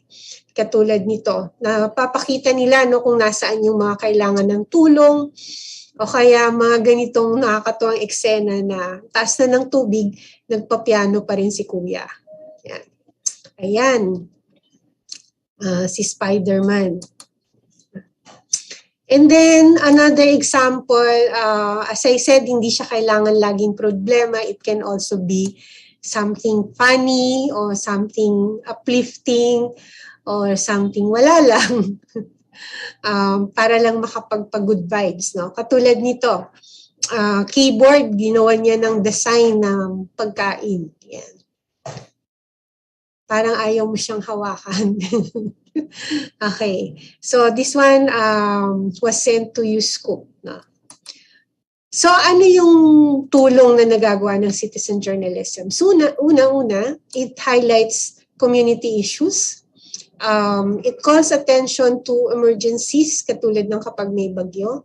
It provides updates from the ground on important issues such as election campaign, calamities, and then it provides a venue for sharing positive experiences. Katulad nung pinadalang keyboard na may design na pagkain o kaya yung pagtutulungan yung panahon ng earthquake sa Bohol o yung dito ngayong pandemic, no, yung mga community pantries, sobrang dami ng materials na natanggap namin tungkol sa mga community pantries. Yan. Na tinawag nilang iba-iba. No? Merong bulilit pantry kapag yung kanilang mga ipinamimigay ay para sa mga bata na inip na dahil sa lockdown. Or merong sitio pantry, yung mga pinuntahan namin dyan sa may taas sa Antipolo na nasa paakyat pa ba, ang hirap puntahan na medyo remote areas, no? Kaya naman tinawag nilang sitio pantry. So those materials are not just for good vibes, no, but to lift the spirit nung panahon na sobrang depressing, no? We didn't know, wala pang vaccine, hindi natin alam kailan magbubukas ang establishments, etc. Tapos ang daming, yung statistics ng COVID ay sobrang nakakalungkot. Yeah. So ngayong pandemic, paano ang role ng citizen journalism? So this is an example of how citizen journalists have been reporting mga violations ng health protocols. So this is an example of a message that we got in our inbox. Kinikwento niya kung paano yung basketball court na hindi dapat pa pinapagamit ay pinapagamit at meron pang kagawad na kasama dun sa naglalaro sa basketball court. And then ito yung video ito yung time na parang kukonti pa yung nakaka-recover. So every time somebody recovers and is discharged from the hospital, parang ang laki-laki siyang bagay, tapos natutuwa ang mga tao. So bini-video, pinapadala yung mga video. And then ito yung issue ng sa taxi squad naman to, no? Nakakatuwa kasi 10 o'clock ng gabi, nakapila pa sila, naghihintay pa sila ng ayuda. And this is something that reporters would normally not be able to get because it would be the residents of the area who would see this happening and perhaps take a video or photo of the incident. No? Grabe, gabing-gabi na naghihintay pa rin sila ng tulong. Ayan, si Spider-Man. Pati siya galit, oh. And then you have stories of heroism by our medical frontliners. This one from USCOOP is a story of a particular medical worker. Tapos ito naman yung grupo na pumupunta sa malalayong lugar. Yeah. Ito ay nung nagkaroon ng face-to-face class. Finally, na-prove. And understandably, the schools that were allowed were schools situated in super remote areas. No? So, ang hirap mo siyang makover. And buti na lang, merong mga citizen journalists na nagpapadala ng materials. Katulad nito. Ayan, sila din yung nagbibigay ng heads up, no, tungkol dun sa mga misinformation na kumakalat tungkol sa virus. Yan. And then, and this is Spider-Man. And then you get this kind of video.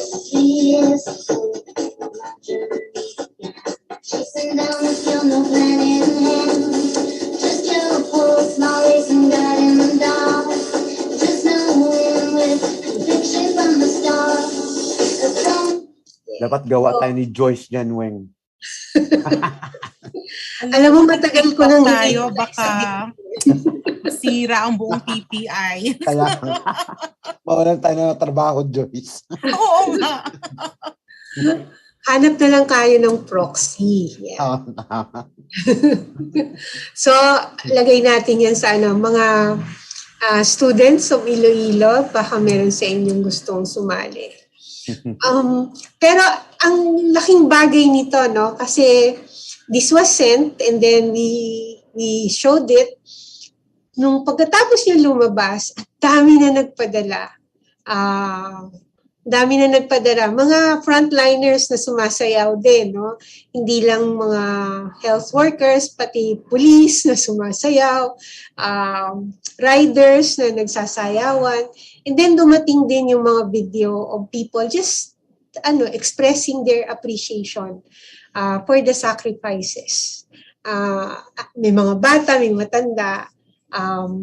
Nakakatuwa, as in bumaha talaga siya. So we had so many materials na we could afford to show siguro mga 6 sa isang newscast. Tapos ikinalat namin siya throughout the newscast. Parang bumper. Before going to commercial gap, nagpapakita ng 2 or 3 ng mga video. Yung mga ganito at saka yung mga appreciation speeches. Na nakakatuwa kasi yung time na yun, sobrang depressing ng balita. Wala kang magawa sobrang depressing.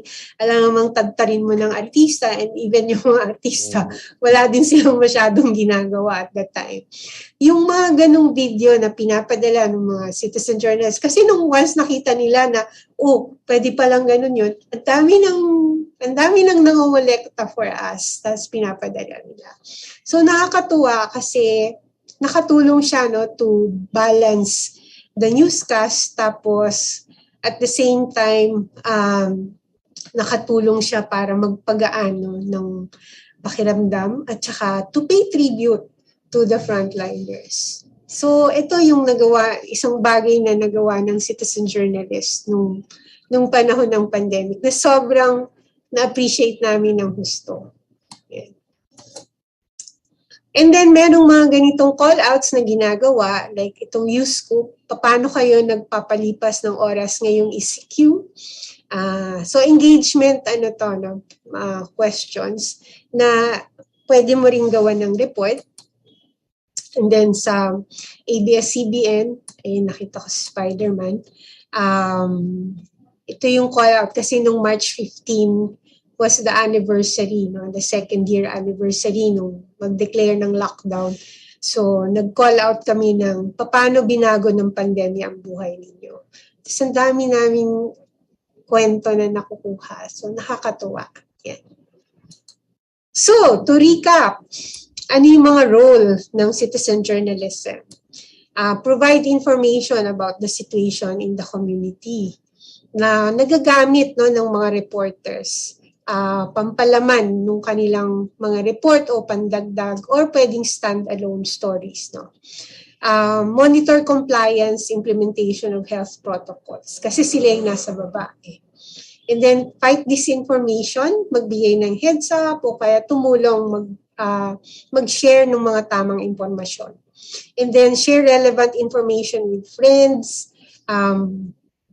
Pagka kailangan mo ng naghahanap ka ng hospital. There was a time, ang pahirapan maghanap ng hospital. Merong mga naghahanap ng dugo. So, nakakatulong sila. Help each other cope by providing inspiring stories of resilience and give people a voice. And which is what citizen journalism is all about. It's giving the ordinary people a voice. So yon, but I would like to emphasize, because citizen journalism is still journalism, so the same rules apply, same principles apply. Accuracy, fairness, balance, yun pa rin yung dapat sundin. So maganda yung mga merong marriage ng citizen journalism at saka nung traditional media practices para yung verification ay nagkakatulungan. So whatever is posted or whatever is reported, dumaan siya sa process pa rin ng verification. So hindi porke nakakita ng banggaan, kinuhanan ng picture, pinost sa kanyang Facebook, ay citizen journalism na yun. Hindi po, dadaan pa rin siya sa process ng verification. So yun. So bakit si Spider-Man yung napili kong ipakita? Ba't nga ba hindi si SpongeBob? Kasi sabi ni Spider-Man, with great power comes great responsibility, which goes the same for citizen journalism.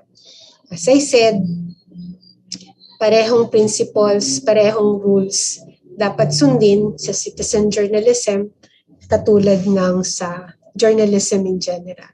Hindi pwedeng excuse yung citizen journalism to Hindi. Pareho yan. When you use the word journalism, you have to follow whatever yung implications, no? Yung all the attendants, nung salitang yun. Yun lang po. Maraming salamat. At maraming salamat sa mga pumansin kay Spider-Man. Thank you sa inyong lahat. Mahirap sabihin ang mga pangalan nyo. Thank you. Thank you, Weng. Pagkain nakita namin ni Joyce. Oo nga pakita ko pansit. Bakit daw hindi pwede si SpongeBob? Kasi he works at Krusty Krab. Tapos i-check mo yung karamihan sa trolls. Sa Facebook nakalagay works at Krusty Krab. Hindi pwede. Kaya si Spider-Man, saka si Superman yan pwede. Mga journalists turned superheroes. Okay yan sa atin.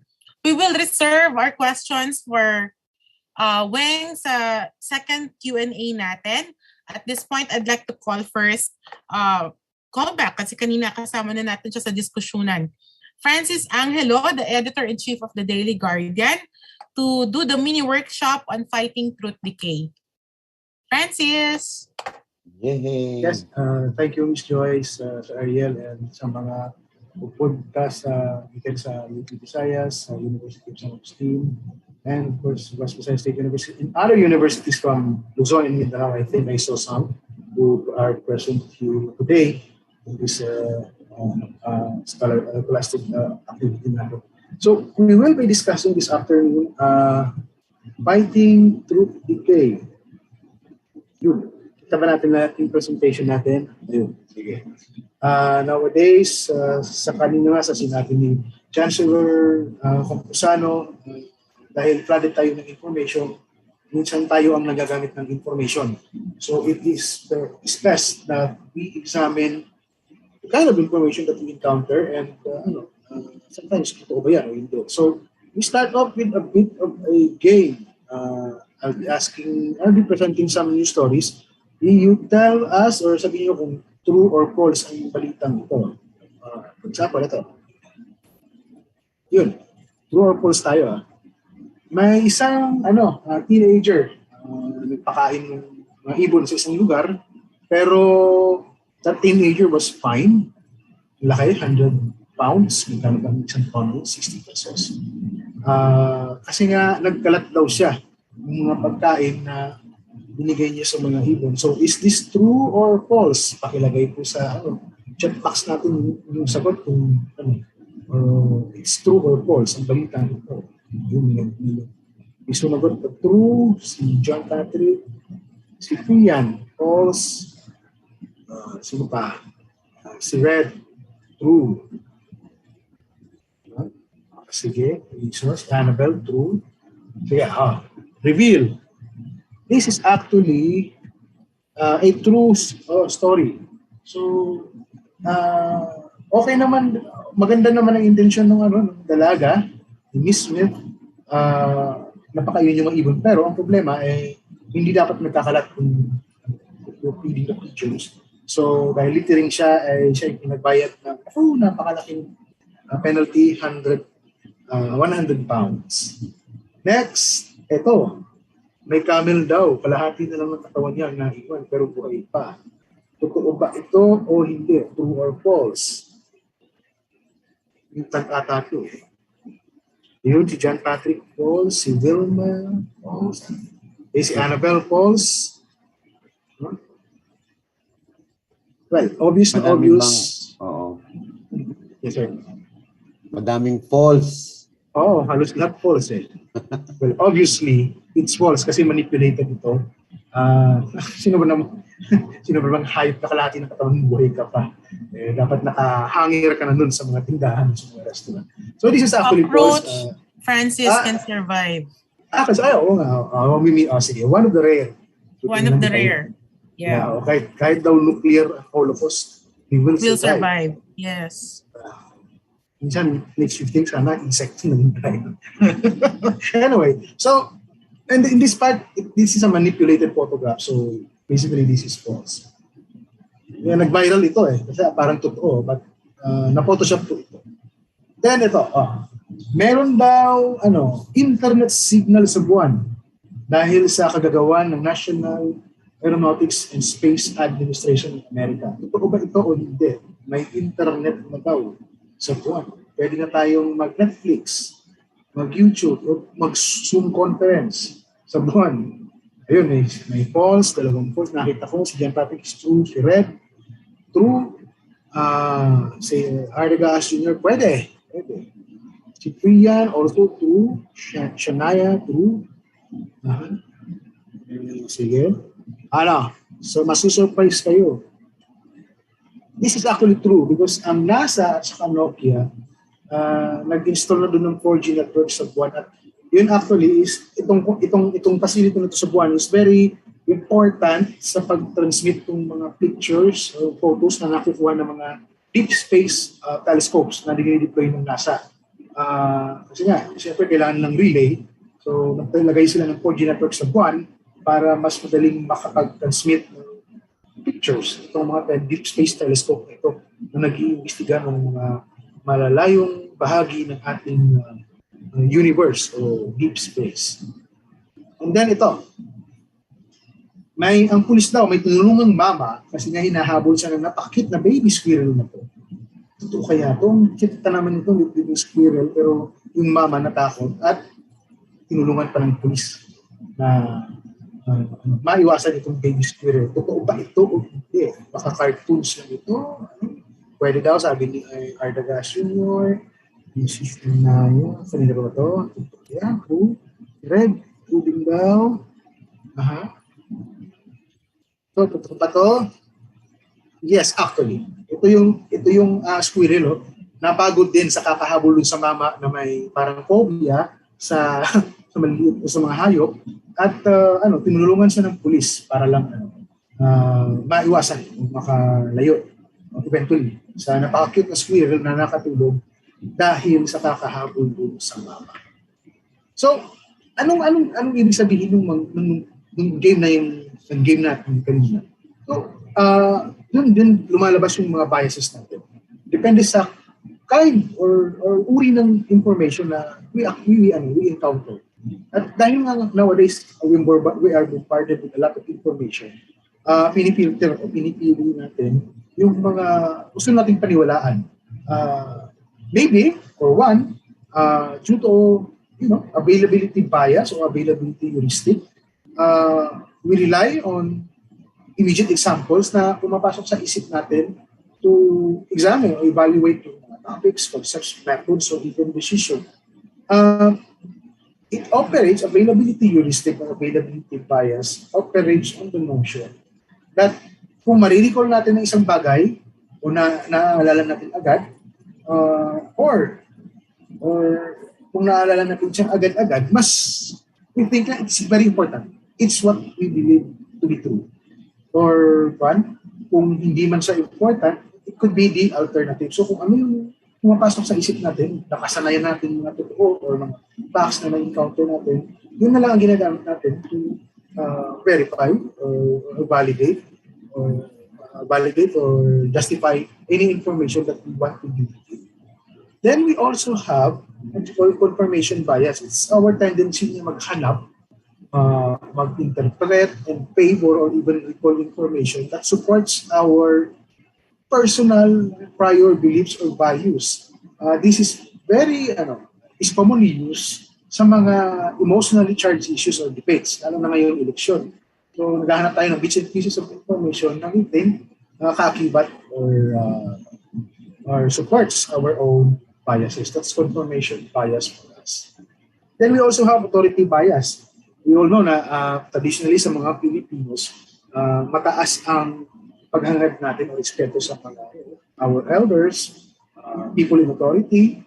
So minsan, we have the tendency to attribute or believe more and give way to the opinions of an authority figure, experts or kahit politiko, lalo na ngayong eleksyon.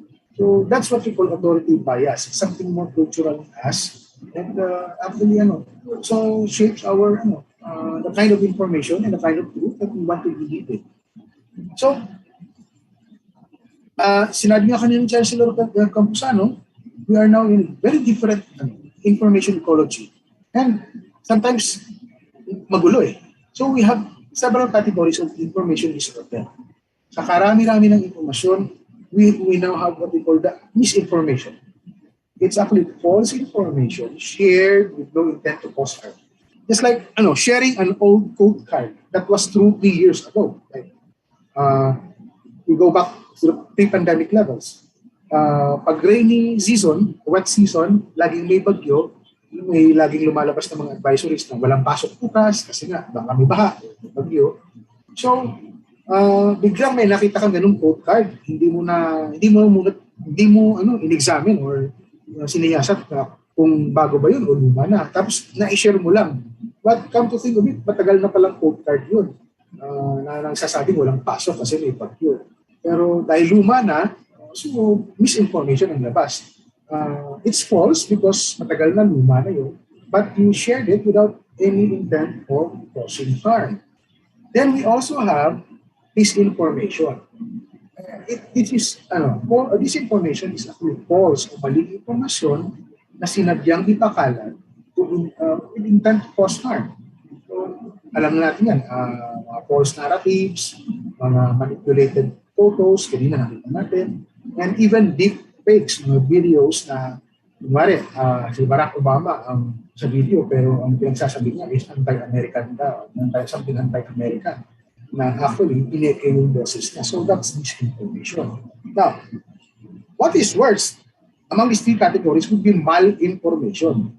Kasi nga, in malinformation, you use correct information to push siya na na-share mo with intent to cause harm. For example, sex videos. Si mag-boyfriend, split. Then si boyfriend, may video pala siya, may mga pictures siya ng intimate moments niya ng ex-girlfriend. Pinapakalat na yun, just mapahiya para mapahiya si girlfriend. Makahiganti kay girlfriend or speaking of the team. So, that's very nefarious, totoong information, pero ginagamit mo for purposes of hurting or harming someone. So, we have a Venn diagram here ng tatlong categories nito sa information chaos. So, misinformation is more on falseness. Disinformation both has falseness and intent to harm. Pero yung malinformation is, it's really the intention to use correct information to hurt somebody. That's why it really makes it a bit more concerning always. Now, marami sa atin describe disinformation or malinformation as fake news, but fake news doesn't really cover everything. Because we have malinformation, correct information, pero ginamit lang talaga for some other purposes. So, maybe the content is not really fake, genuine siya, but ginagamit out of context, and it is weaponized by people na alam nila na falsehoods based on a kernel of truths are more likely to be believed and shared. Kasi nga, nakasanayan natin ganitong information, tapos biglang may lumabas na bago na napaka-intriguing. So, mas nowadays ang culture ng tao, share lang ng share without really understanding. So, mas mabilis kumalat ng mga ganitong balita. Nakaka-intriga, pero actually, may intent to harm someone. So, agents of disinformation have learned to use true or genuine content, pero nare-reframe ito in rude and misleading ways, which makes it easy for to deceive other people. Now, tutulad nito, kita niyo yung bata, nasa loob ng tulungan. This is actually, tawag dito. Totoo itong picture, pero false context ang labas dito. How come na false context? Kasi nga, this kid was actually really inside a cage. Pero, dramatization yun. Parang set up. Na-set up lang as a form of protest against immigration laws. I think this is in the US. Pero, na-close up. Tapos, parang na-crop. Nakapokus sa bata. Tapos nilagyan ng caption na, this is what happens when the government believes people are kids in cages. Pero actually, stage lang ito. Dramatization lang ito ng protest against immigration policies. Hindi totoo na ikinulong ng gobyerno itong bata na ito because of immigration problems. Ayun. Ito pa, mas nalala. mismong mga news organizations are being used by agents of disinformation or those who spread disinformation by using genuine logos like British Broadcasting Corporation, BBC. So, mga impostor content, they use false or misleading content.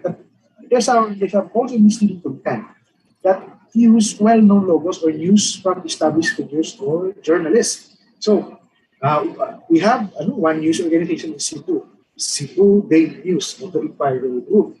Pero may nakikita na rin tayo kahit sa Facebook, Cebu Daily News. Hindi daily, kundi daily. Daily, yan, gakas yan. Baka. So, yung mga spoof websites using names na very close sa mga genuine or legitimate news organizations. So, yan, impostor content. They also spread disinformation using sometimes malinformation. Yan, ito, manipulated content. So, dalawang totoong materials pero pinagsama, sometimes composition to create something, a sensational image. Like, dito, upper left, you see, may police ICE, I think immigration police ito, may hinuhuli na tao. Habang that guy is voting sa voting in a voting booth. The guy in white is trying to vote, but hindi siya ng police. Baka illegal daw siya. Pero, if you examine and investigate, these are actually two photos na kinumbine, na Photoshop. So, there really is a photo dito sa baba, below, to your left. May may nakapila to vote. Pero dito sa kanan, may isa pa ring picture na yung mama hinuhuli ng police, immigration police. Pero ang labas, kinumbine yung pictures, composite, to make it appear na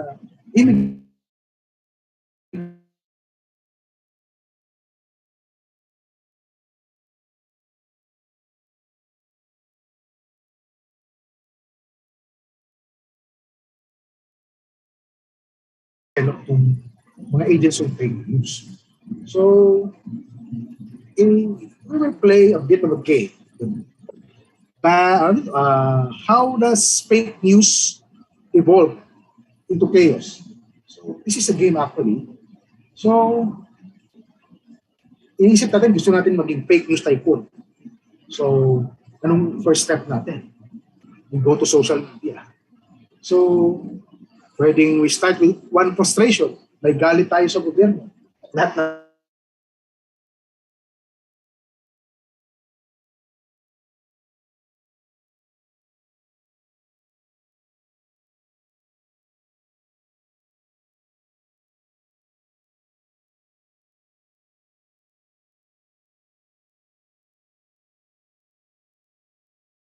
retraction.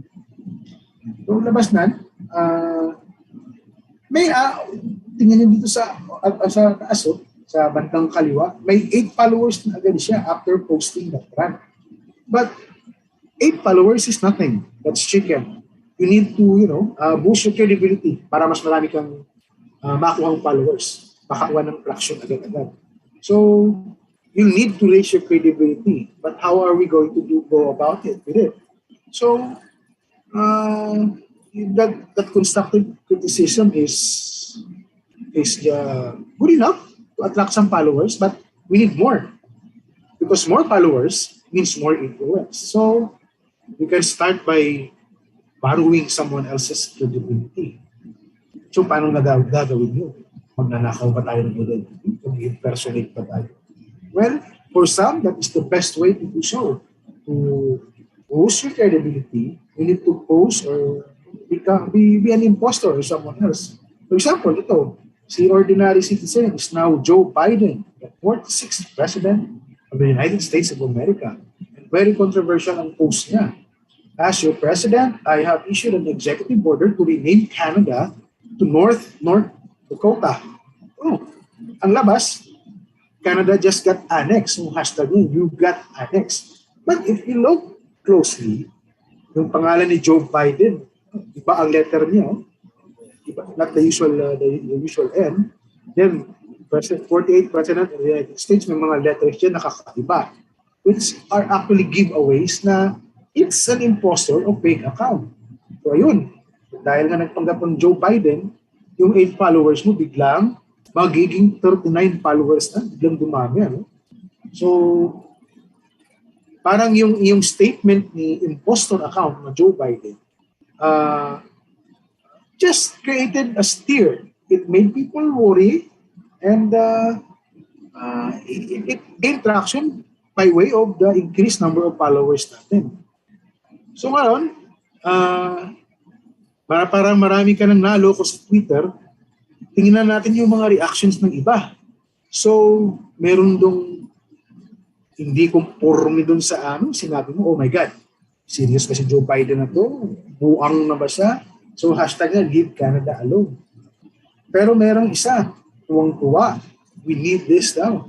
Awesome daw yung sinabi ni impostor Joe Biden. And now, nakita niyo yung followers, so sa taas, 53 na.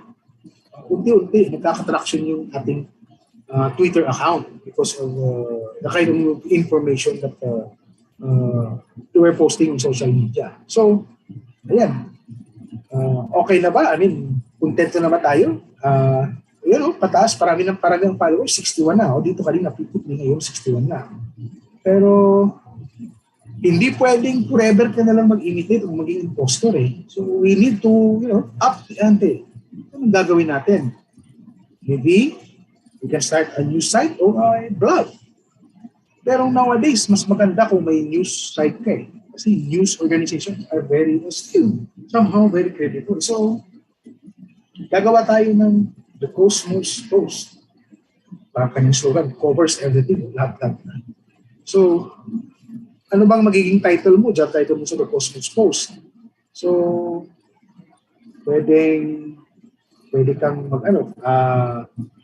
editor-in-chief, be sure. Pero, Cosmos Post needs a slogan para maka-attract ng mas maraming followers. So, gagawa ng slogan, now online, The Cosmos Post, bursting the mainstream media bubble. So, it's an alternative. The Cosmos Post is offering itself as an alternative to the mainstream media. So, okay na yan. Nakaka-attract na yan ng attention. And now, kita mo, 124 followers agad. Alam nyo kanina, 61, 124 agad ang followers. So, nag-i-start na yung tawag dito, yung fake news empire using your fake news company on social media. So, diyan natin makikita yung progression ng mga fake news agents. Kanina galit ka lang, ngayon, editor-in-chief ka na ng isang news site. And this actually somehow conforms to a study by Oxford, pre-pandemic pa ito, 2019. May evidence na organized social media manipulation is actually happening in some countries. 70 countries in 2019, up from 48 in 2018 and 28 in 2017. So exponential ang paglaki ng organized social media manipulation campaigns in some countries. And social media has become the favorite of authoritarian regimes in controlling information, in controlling narratives. In 26 countries daw, may computational propaganda na ginagamit to control information in 3 ways. We want to suppress fundamental human rights, discredit political opponents, and drown out scientific opinions. Parang pamilyar, Pilipinas nangyayari na rin. And kahit marami pang mga social media platform na nagsisilabas, Facebook is still the favorite platform of choice for social media manipulation. Now, ano ang problema sa information disclosure? The consequences. Number 1, it erodes the trust in journalism and journalists themselves. Nawawala yung, we really have trust issues now. They have come across several studies pointing out how some sectors of society are now they really don't trust the media and journalism. Then there's loss of distinction between truth and lies. Nabublur na yung lines between truth and lies. Then it also undermines the importance of press freedom and freedom of expression. Nowadays, parang marami pang naliligayahan pag nabubuso ng ibang organization. Sabi nila, you deserve that, etc., etc. But they don't know that once media is silenced or controlled, their very own rights will also suffer. They will be affected. Then of course, malicious targeting of critics. Minsan, hindi nga critics yung tina-target, reporters lang. May red tag, etc., etc. Stabilizer lang. Iba nga, na-include sa mga matrix na ito dyan. So, this information is actually nothing. It's been around. A lot of people have been trying to use this information. But nowadays, ang pagkalat ng disinformation has been napabilis at it has been weaponized. Nagagamit na bilang armas, lalo ng the state to clamp down on dissent while supporting state-sponsored disinformation and all. So, yan ang mas mahirap ngayon sa atin. Now, tulad ito, si Joseph Stalin, former dictator ng USSR, which is Russia now. He was one of the guys who used photo manipulation to rewrite history. Nang nawalan siya ng trust or tiwala sa kanyang secret police head na si Nikolai Yezhov, pinapatay niya, pero hindi lang doon tumigil. Pinapatay niya pa rin in some other way by airbrushing him out of existence. So, sa mga pictures kung nandoon si Yezhov, nakita niyo sa picture dito sa kaliwa, nandyan pa siya, yung malit na mama dito, malapit sa riverbank. Nandito pa siya, pero nung pinapatay si Stalin, ay pinabura siya using, photo manipulation or airbrush. Pina-erase niya si Yezhov para walang trace sa kanya sa history na he ever existed. So, ganyan kalupit. So, let's go to fact-checking 101. So, when we go to internet research, we should always have to do these basic things. Check the URL, and you guys know what a URL is. Para yung nasa address bar ng ating internet browser. Then we do vertical and lateral reading. So we check the website itself, then we verify the information in the website with some other websites. So vertical is checking the individual website, and lateral reading is verifying the website with some other websites or sources.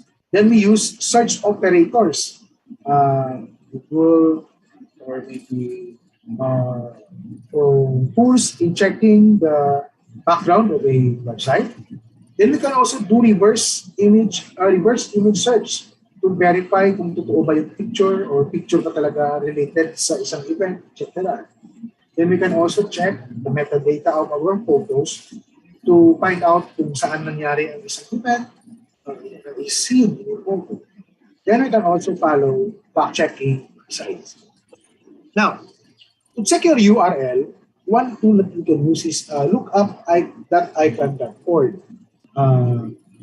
The icon can check the registration of websites. So, for example, we check CNN.com.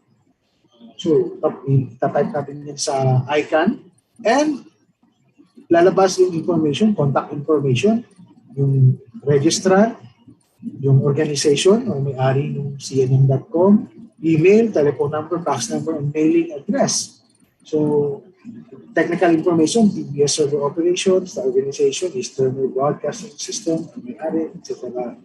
So, may information na inilalabas lookup.icon kung genuine or legitimate yung website. But if you use cnn.com.net.ph, lahat ng domain name, inagaw. Pag yan ang ina-search mo sa icon lookup, dito sa baba, no registry RDAP server was identified for this domain. Attempting lookup using US service. So, pag teke, malamang wala yan or hindi ma-determine ang kanyang legitimacy. So, icon is very good in looking up information about new sites. sino may-ari sa kanila, etc. etc. So you can also use Google operators. For example, kung Rodrigo Duterte ang isa-search mo, kita natin dito, about 10,200,000 results. Ang dami. Flooded ka ngayon. So use biography niya, etc. etc. Ang dami-dami information about Rodrigo Duterte. That is, if you use Rodrigo Duterte. Now, if you use Rodrigo Sara Duterte, ayun, medyo nakonti na lang yung results. 2,210,000. Pero marami pa rin yan. You still flooded kahit na inarod na o Rodrigo o Sara Duterte, specific search topics mo. But if you use Rodrigo Duterte and may conjunction na Sara Duterte, nanaro down pa rin yung results to 834,000 results. And ayun, ayan. So, it could either be Sara Duterte or Rodrigo Duterte news items about them. When using the search engine Google and i-distinguish mo yung search mo, Rodrigo Duterte and Sara Duterte. Now, if you want to search Rodrigo Duterte, kill them all, ayun, lalabas dito. 12,800 results. So, Rodrigo Duterte, mga statements about kill them all, finishing off the rebels, drug war niya. So, it's very important na narrow down mo o na-specify mo yung topic na gusto mong i-search para napi-filter siya at mas madali makita at makakapili ka ng information na ginagawa. Now, if you want to file type, maybe a PDF, whatever, so you can use Rodrigo Duterte file type :PDF. And usually this, lalo na sa mga college students like you, if you want to search for PDF files for your search, usually we should do this kind of style of searching sa Google. So yun, lalabas doon, PDF files, Rodrigo Duterte, usually na academic studies ang nagiging result. Now, look at this. Picture daw ito sa CNN. Ilabas ito sa social media. And may CNN logo, etc. May time pa, may lugar, may breaking news pa nga. Oh. So, nakalagay dun sa kanyang main caption. Sa baba, hospitals on lockdown as first COVID vaccine patients start eating eating other patients. So, yung mga first COVID patients daw na pinakunahan, sabay naging zombie. Kaya ito, may dugo yung lugar, parang nag-away-away, parang talagang something really bad happened. But, actually, nung ni-research at dinatrack, nag-backsearch sila on this photo was actually way back in 2019, before pa sumabot yung COVID. This a photo by the New York Times in Trauma Bay in the emergency department at Temple University Hospital, where may efforts to resuscitate someone, maybe a victim of a vehicular accident or some other incident. Failed. So namatay yung mama. So medyo magulo yung area. Kasi nga, emergency Trauma Bay ito ang emergency department. And they were trying to revive a person but they failed. So, yan ang naging eksena. Pero ito, manipulated to, pinalabas na may naging zombie daw yung mga COVID vaccine recipients. Ito sa hospital. Now, ito. May nasasabi ano daw ito? Mass grave. I think mass grave ito sa ligot. Isa sa ligot. During the COVID-19 pandemic. But, pag ginamit mo or you use this picture, you want to verify, na-drop mo yung picture na yan sa google.com IMGHP.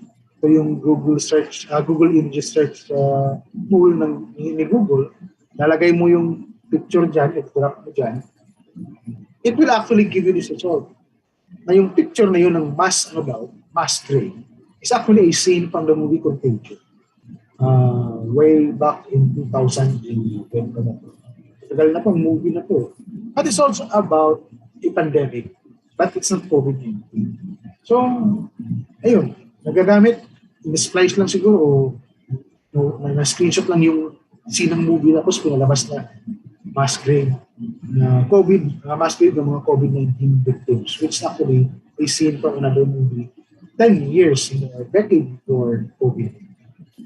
Ito, this picture. Asian na Asian, no? May mga kasalit na lanterns, may snow pa. So, maybe you're thinking it could be in China, it could be in Japan or South Korea. Now, if you want to know about the data of a picture na makikita mo sa internet, you can use metadata2go.com.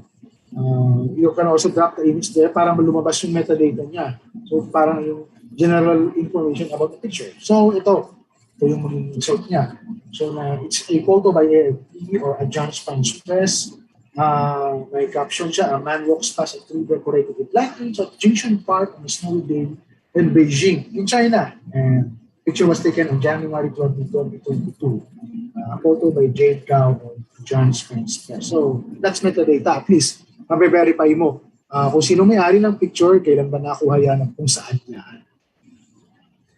Okay, next. So, some pictures are repurposed to deceive. For example, during the start of the campaign rally po in February 8, 2022, may kumalat ng mga pictures. Ito, doon daw sa Philippine Arena. Ito daw yung rally ng isang candidate. Ang daming punong-puno ng tao. Or actually, deeper examination, this image to the left, yung may X mark, is actually the earlier image nung inauguration ng Philippine Arena nung time pa ni the late Philippine President Noynoy Aquino. Pero pinalabas, manipulate siguro o nilagyan na ng caption na that was the rally of another candidate running in the May 2022 elections. So talagang some other people really repurpose information to deceive others. Just that will benefit another person, another organization. So we should always go to, if we doubt certain information, we should always check some fact-checking websites like Verifiles, Check PH.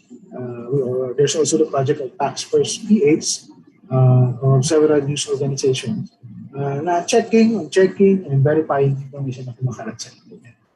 Now, we also have, open source investigation tools, particularly awesome.essentials.com. They have tools to, online verification, digital journalism, or open source intelligence work. So they have tools for Facebook, apps, YouTube, Twitter, Instagram, and even reverse image searches. Again, so lahat po tayo, we can always have our opinion, we can always form an opinion. We cannot pretend to have our own facts because again, facts must be verified and based on kung anong totoo, anong nangyari. Facts can be used to form our opinion, but we must never manufacture facts just to suit our own opinion. Again, salamat po and I hope isip pa tayong lahat para magtanong. Thank you po. Thank you so much, Francis. Yung mga tips po na binigay niya, saka even yung kanina from Ms. Weng, I think it showed us that technology, babalikan natin yung sinabi ni Chancellor Clem.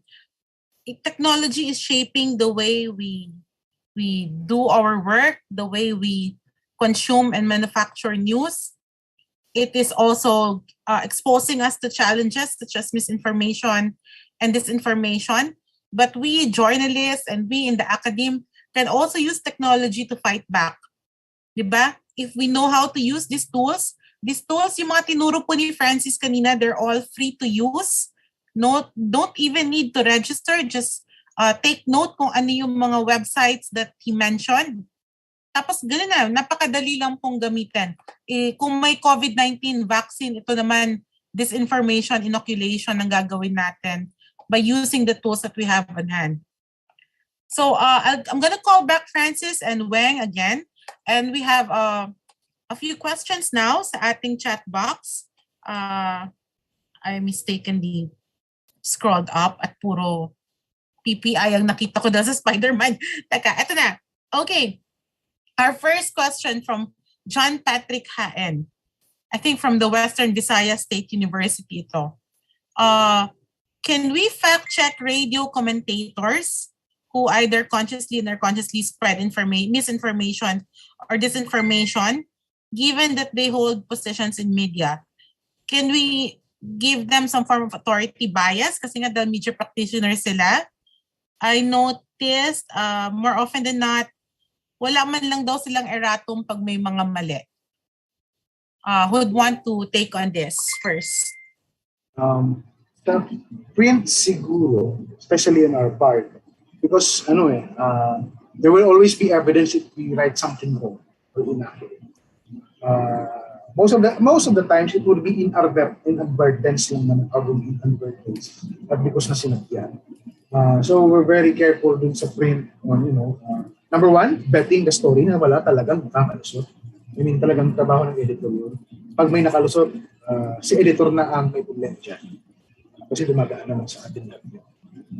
And then, kung meron man na talagang nakalusot, correct yun. With, the proper attribution and the proper advice to the public. On the part of broadcast, kasi minsan, pag nasabi mo na, dadaan na yan, hindi makapakinggan ng tao. Pag kinorek mo, minsan hindi na mapapansin. Dahil mo pag sa text lang o social media dadaan. O minsan talaga, ayaw lang talaga nilang makorek. I mean, honestly, we have to be honest. Especially sa local radio. Some of them are just too, taas lang talaga ng pride. Ayaw makorek. And may na-observe din ako na pag kinorek mo, sasagutin ka pa, o minsan dinidilit yung mga corrections or comments ng kanilang mga listeners. Kahit well-meaning kayo. It's a kwera na dun sa medyo masamang comments ng mga listeners na outcome, hindi na talaga bagay. Hindi na talaga decent. But minsan may feedback ako na one radio station, yung comments nila kahit tama naman yung well-meaning naman. So, I don't know, maybe it's sa radio, I don't know. But kami sa print, tayo sa print, mismo is ingat-ingat tayo din kasi may evidence tayo, may receipt tayo lagi. Weng, actually tama yung sinabi ni Francis, minsan pag nasabi na on air, unless may recording, ang hirap balikan. But of course, most of the shows are also online now. So parang pwede na ngayong hanapin din yung exact part where they said the disinformation or misinformation. When you want to add to that? Natutuwa ako dun sa question, kasi ibig sabihin, gusto nating i-hold to account yung mga media na hindi tama yung ginagawa. So maganda yun na gusto ninyong malaman kung paano yung gagawin. And why not? We can fact check them. Kung narinig nyo, kahit hindi nyo na-record, and yung sabi nga ni Joyce, practically everything is also posted online. Yung mga newscast nasa online siya, yung mga discussions nasa online siya. So baka meron pa ring paraan. But kahit hindi nyo siya makita online dahil hindi siya posted or hindi siya recorded, basta pag meron tayong narinig, dapat natin talagang i-fact check. Lalo na yung sobrang ginagamit yung kanilang platform para magkalit yung deliberate. Yeah. Kasi alam naman natin, mistakes. Journalists are not perfect. We sometimes make mistakes. O kaya, nagde-develop yung story So at the time that you did the story, ito yung information available. Pero later on, hindi na pala ganon. Kumisan ang nasisisi yung journalist. So okay lang yung mga ganon. Pero yung talagang ginagamit, yung kanilang mikropono, yung kanilang platform para mag-deliberately. And I know so many now are being used by some candidates para mag-twist. So, yun yung medyo nakakalungkot. Ang isang pwedeng gawin kung membro sila ng KBP is to complain to KBP. Kung membro sila ng KBP. And then, of course, pwede ka rin kaya lang kumisan kailangan ikaw yung injured party, diba? To file a case against that person. Pero si Raisa Robles, for example, nag-file siya ng case. Yeah. So, suspended yung tao na lawyer na kinasuhan niya. So, but there's still, meron pang kaso, may criminal case siya na final. So, ako wag nating palampasin. Kaya ako natutuwa dun sa tanong. Siguro hindi pa ganun kadali yung kung paano ka hahanap nung paraan, Pero anuhin natin, pag tayong gumibap and then we document. I-document natin yung mga ganong lapses. Tapos kung, ang problema kasi yung iba, pinupost lang online, yung parang Facebook Live, tapos nakapost. Pero kung bahagi siya ng isang radio station talaga, na most likely ay member ng KBP kasi gusto nila yung accreditation din, di ba? Then, we use the organization para para usigin, para maningil dun sa mga mali. Kasi grabe ngayon, sobra. Parang libre-libre dahil walang sumisingil eh. So dapat singilin. Actually, before the advent of the digital platform or the online platforms, may way to complain. That's through the letter to the editor. Ang problema nun, it's via snail mail. I think because a lot of your digital natives here, hindi nyo na yata naabutan ng snail mail. So galit na galit ka ng Monday, susulat ka ng Tuesday, next week na yan darating sa dyaryo. Humupa na yung galit mo, tapos nakalimutan na rin ng dyaryo yung concern mo dahil isang linggo na yung pagitan niya. So hindi siya usually hindi na siya napapublish din, di ba? Kasi hindi na timely yung concern. Pero ngayon na you're all online. Kung may Facebook ka, may Facebook din yung media na nagkamali. Ang bilis, you have now an instant platform, instantaneous means to react or comment or to call them out. Pero siguro, ang i-remind lang natin, huwag nating kalimutan yung parang rules of engagement dito. Let's be civil in calling out also and fact-checking. Kasi minsan, ang nangyayari, sasabihin, akala mo naman kung sinong disente or sige na, kayo na ang matalino. Diba? Kasi minsan nakaka-offend yung ma-fact check eh. Lalo na kung ang kultura mo Pinoy na hindi ka sanay naman talaga na nagpa-fact check tayo or nagpo-call out tayo ng mali. And ayaw natin na maramdaman nila na sila versus tayo. So dapat yon, lahat tayo fact checkers, community of fact-checking people tayo. So ang approach natin dapat ay inclusive, hindi yung maramdaman nila na ay ang bobo ko pala. Kung hindi, lahat tayo may puwang pa para matuto. There's always a window of opportunity for all of us to learn. Pero wag ka, sinasabi ko lang yan ngayon. Pag ako rin nag-fact check minsan, tanga-tanga mo.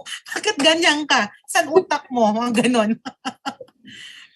From Roda Campillan,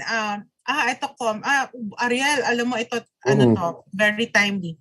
Sad reality daw that people from the C and D strata are not privileged to listen to discussions such as what we're having now. Swerte because academe ang kausap natin ngayon. That's why they have access. So sometimes they fall easily to fake news, fall victims easily to fake news. How can we reach them and educate them regarding the perils of fake news and misinformation? From Roda of the University of San Agustin. Ate Weng, meron kayong program for that, diba? Dinadala nyo sa communities. Meron kaming ginagawa ngayong training of community fact checkers. Yun. Pero yan hindi yan, maganda siya kasi ginagawa siya ngayon Pero hindi, yung problema natin sa fake news, hindi yan nagtatapos ngayong election. Correct. Ako, ang suggestion ko, if universities that are now here would want to do it as an outreach project nila, yung magbigay ng training sa communities tungkol sa fact-checking. Iba rin kasi kapag estudyante yung kausap mo, iba rin syempre pag sa community. The examples have to be very concrete dun sa pang-araw-araw na buhay nila. So pag sinabi mo yung ginagamit ko rin yung binigay kanina ni Francis na example, halimbawa yung picture ng galing sa Contagion. Napanood ba nila yung Contagion? Most likely hindi diba? So pipili ka kung ano yung mas real dun sa araw-araw na buhay.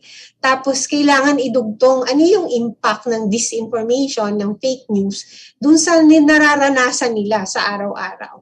Kasi lilipas tong eleksyon Tapos baka isipin na tapos na yung problema kasi tapos na yung eleksyon. Hindi andyan na yan eh. Tapos nakita nung evil ng evil minds na effective tong tool na to at gagamitin nila yan at gagamitin uli on different issues. So we need to equip people, no? Kumbaga, kailangan mo ng vaccine against the virus. So kailangan natin ituro yung skills ng paano mag-fact check nang hindi, the tools of course are very useful, no? Yung paano ka mag-check ng URL, etc. Pero yung para sa nanay na nag-aalaga ng 5 anak, paano siya magpa-fact check? Pag narinig niya sa radyo na bumubuga itong isang nagkakalat ng fake report, no, ng fake news. So, yung ganong klaseng training, that has to be, it has to be adjusted based dun sa kung sino yung audience mo. Yun pwedeng gawin yun ng eskwelahan kasi meron silang mga outreach program, meron silang mga estudyante na very creative at may energy pa, hindi katulad namin na masakit ang balakang. Pinatayin mo na ako ng ilang oras, kawawa naman yung tuhod ko. So, tulong-tulong tayo and yung academe can play such a major role in this. Correct. Actually, parang yun yung ideal, ano? Pagtapos yung dumaan sa training sa PPI, dalhin nyo naman sa communities ninyo. Yun nga sana. Oo. Yun yung success, yung progression sana. You know, we tried that kami ni Weng. Magkasama tayo doon, Ate Weng, di ba? Yung sa mga nanay. Tapos mabibigla ka, they're very interested. Akala mo parang marites level lang na puro chismisan yung gusto nila. Hindi, gusto nilang matuto kung paano. And iba pala kapag nanay ang tinuruan, kasi sila yung authority sa bahay eh. So pwede actually nila i-cascade dun sa bahay din nila and sa mga amiga nila. Meron din kaming ginawang workshop para sa isang parish naman, no? Tapos yung concern nila, nga si Bishop, ganito yung sinasabi nila, hindi naman totoo. So, kasi yun yung para sa kanila issue. Authority bias yan. Person in authority, paano mo i-check? Kailangan mo talagang kailangan mong ikabit dun sa kung ano yung mahalaga para sa kanila. Ito, may tanong dito. From Kat Valencia, how do we protect citizen journalists in terms of ownership of content? I think, aside from Weng, Francis can also answer this because very active yung social media presence din ng Guardian. Ano? Aside from attributing or referencing them as source of content, may chance din ba na mag-grab ang content nila since napaka-fluid ng information sa SOCMED? Siguro at from our level, ma'am, pag na-share sa amin ng owner yung material, videos, pictures, and everything, it's construed na they're willingly sharing it para magamit din namin sa aming social media operations or postings. But if we stumble on something na hindi naman na-share sa amin, nakita lang namin sa Facebook, so we really reach out dun sa owner to get their consent and inform them how we will be using this material, for what purpose, saan lalagay, etc. Para at least inform din naman siya. Informed consent ang makukuha namin. So kung mag-okay sa kanya, okay. Pag ayaw, di wag.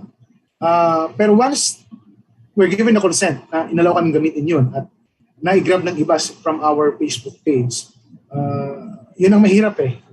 Hopefully sana, pag na-grab nila ang gawin na lang nila siguro, i-share galing sa aming Facebook para nakalagay na yung proper attribution doon ng may-ari. At least protected din naman siya, hindi magamit ng iba. Weng? Siguro yung isang pwede, turuan sila ng paano mag-watermark. Ayun. Yeah. Kasi very practical eh. Pag tinignan mo parang watermark. Pero huwag kayong iba, i-route out lang. Kakrap lang yung watermark. Dapat yung watermark sa noo. Hindi talaga. Kung sino yung subject, may watermark sa noo. Hindi mo siya wala ka talagang yung parang 100% no, na full proof na hindi makuha yung content nila. Pero ang mahalaga, alam nila yung ownership. Kasi kung minsan, pababayaan lang din nila eh. Hindi nila i-assert pagka kinuha, sige, pabayaan mo na lang, gano'n. Hindi eh. Dapat yung ethics natin sa online, di ba? Dapat i-enforce natin. Hindi ka naman mga-away, hindi ka naman magbumura. Pero kung sa'yo yun, dapat i-assert mo yung ownership mo dun sa material. And one way of doing that is putting a watermark. Yun. Yun yung isang nakikita kong very practical para walang nagnanakaw. Tapos kung merong gustong gumamit, katulad din ba, gustong gamitin ng ABS, hihingi ng permiso. Then you ask for a version na walang watermark sa gitna. Yeah. Siguro mga ganong techniques. Two-pronged dapat yung tanong na yan. Maliban sa protecting the privacy and the rights nung may-ari mismo nung photo or video, sa hanay naman ng news desk, kahit binigay na sa'yo, you also have to vet. Kailangan i-double check pa rin. Na-experience po natin yan itong panahon ng kampanya. May mga political camps who have been sending photos sa media ng kanilang political rallies. Tapos nagkataon yung isa pala doon, hindi naman pala sa Pilipinas nangyari, sa Indonesia pala, or pinagmukhang sibuyas yung mga tao, di ba? So yung mga ganong bagay, yung mga tools natin to check, pwedeng gamitin eh. Pero kailangan mag-verify. Hindi ka agad yung dahil binigay sa'yo or pinadala sa email mo, gamitin mo na as is lang. So, ayun. Si Miss Wilma Salas, this is really not a question but a comment. I was with my students earlier. The concepts and ideas presented are related daw sa kanilang topic, digital and media literacy. Wow. Thank you po. Thank you. Yeah, relative to the issues and concerns by Tristan Harris in Social Dilemma documentary. Sharing the screen with them while hooked to the conference. Opo. Actually, ang isa, pinupush ng PPI na sana tingnan din natin yung curriculum natin, Ariel, ano? Kung ito ba ay parang keeping with the times, kung andun ang MIL, andun ba ang... Kasi the moment na marunong humawak ng telepono yung bata, hindi lang college level, baka as early as elementary, dapat meron ng form ng MIL and fact-checking and verification na itinuturo po sa kanila. Tamang-tama nga, Joyce, kasi sorry. Yeah, sorry, go ahead. Go. Yung nasa pipeline natin, yung ito very ambitious project, yung e-library na pinag-iisipan namin yung pilot, whether Iloilo or Tacloban, pero we'll have to talk with some of the members. Pero very exciting yun with all these platforms, etc. Kailangan talaga natin yun. Ayun. Di ba, Weng, okay yun? E-library, andun na. Pero we'll have to be, tawag ito, in partnership with SM. Kung merong SMOs, kasi gagamit kami ng location talaga. And also gadgets, etc. Yun. We want it in an area na accessible. Kahit sino. Kahit remote, makakapunta. Pwedeng pumasok physically or online, etc. Para may mini space lang kung kakayanin. Okay, nice. Oo. So, ayun. May tanong pa ba? Kung wala na, I'd like to thank Weng and Francis for joining us sa second part of our session. Thank you sa magiting ng mga estudyante who stayed on and finished this session. Kahit na gutom na rin kayo, tulad namin. Ano pa ba?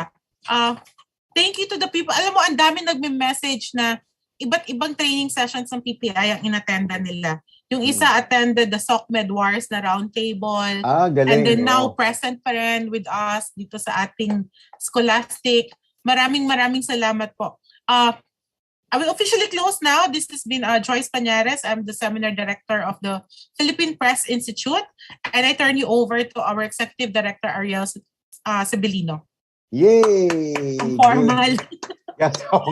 Biglang formal. Biglang tumino. Ayun, palakpakan tayo sa ating mga resource persons at sa ating Seminar Director kasi makabuluhang araw na naman. Weekend, no? Weekend na, di ba? So I hope you will be spending your weekend, ang tawag nito, ng maayos, ng safe, tsaka meron kayong kapulutang aral dito sa programa namin. Hindi po kami magsasawa na ibigay sa inyo ang ganitong programa. So all you have to do again, as I reminded you in the beginning, to check our FB page or website ng both HSF ng PPI for more details on our programs and activities every month. Ang ginagawa din ng tech and production team namin para madali maipaabot sa inyo yung link, yung Zoom link, ay dinidiretso na automatic na yung pag-email sa inyo para, to save you the time para mag-link pa, mag-register pa and all. So yun, magpapasalamat kami. Yay, shout out again, University of the Philippines, Visayas. Chancellor, maraming salamat po ulit. Chancellor Clement, thank you very much sa ating mga estudyante outside of UP Visayas. Attend po kayo next time. At sa sino pa ba? At sa ating production team, technical team, sila Care, sila Ate Beth, si Risa, si Priscilla, si Rog, si Sheila, thank you very much. Seidel Foundation, Attorney Guts, and Carol, hanggang sa muli po. At medyo nag-overtime tayo, pero ang pangit naman kung ika-cut natin na kasi maganda yung usapan natin. Na-post na po namin yung sa chat room yung link for the survey. So please do reply to the survey questionnaire para po maibigyan kayo ng certificates of participation ng Philippine Press Institute. Ayun, thanks very much. At ingat po tayong lahat and have a happy and enjoyable weekend. Ayun. Yay! Bye! Thank you, Bye-bye. everyone. Carol, thank you. See you na April naman.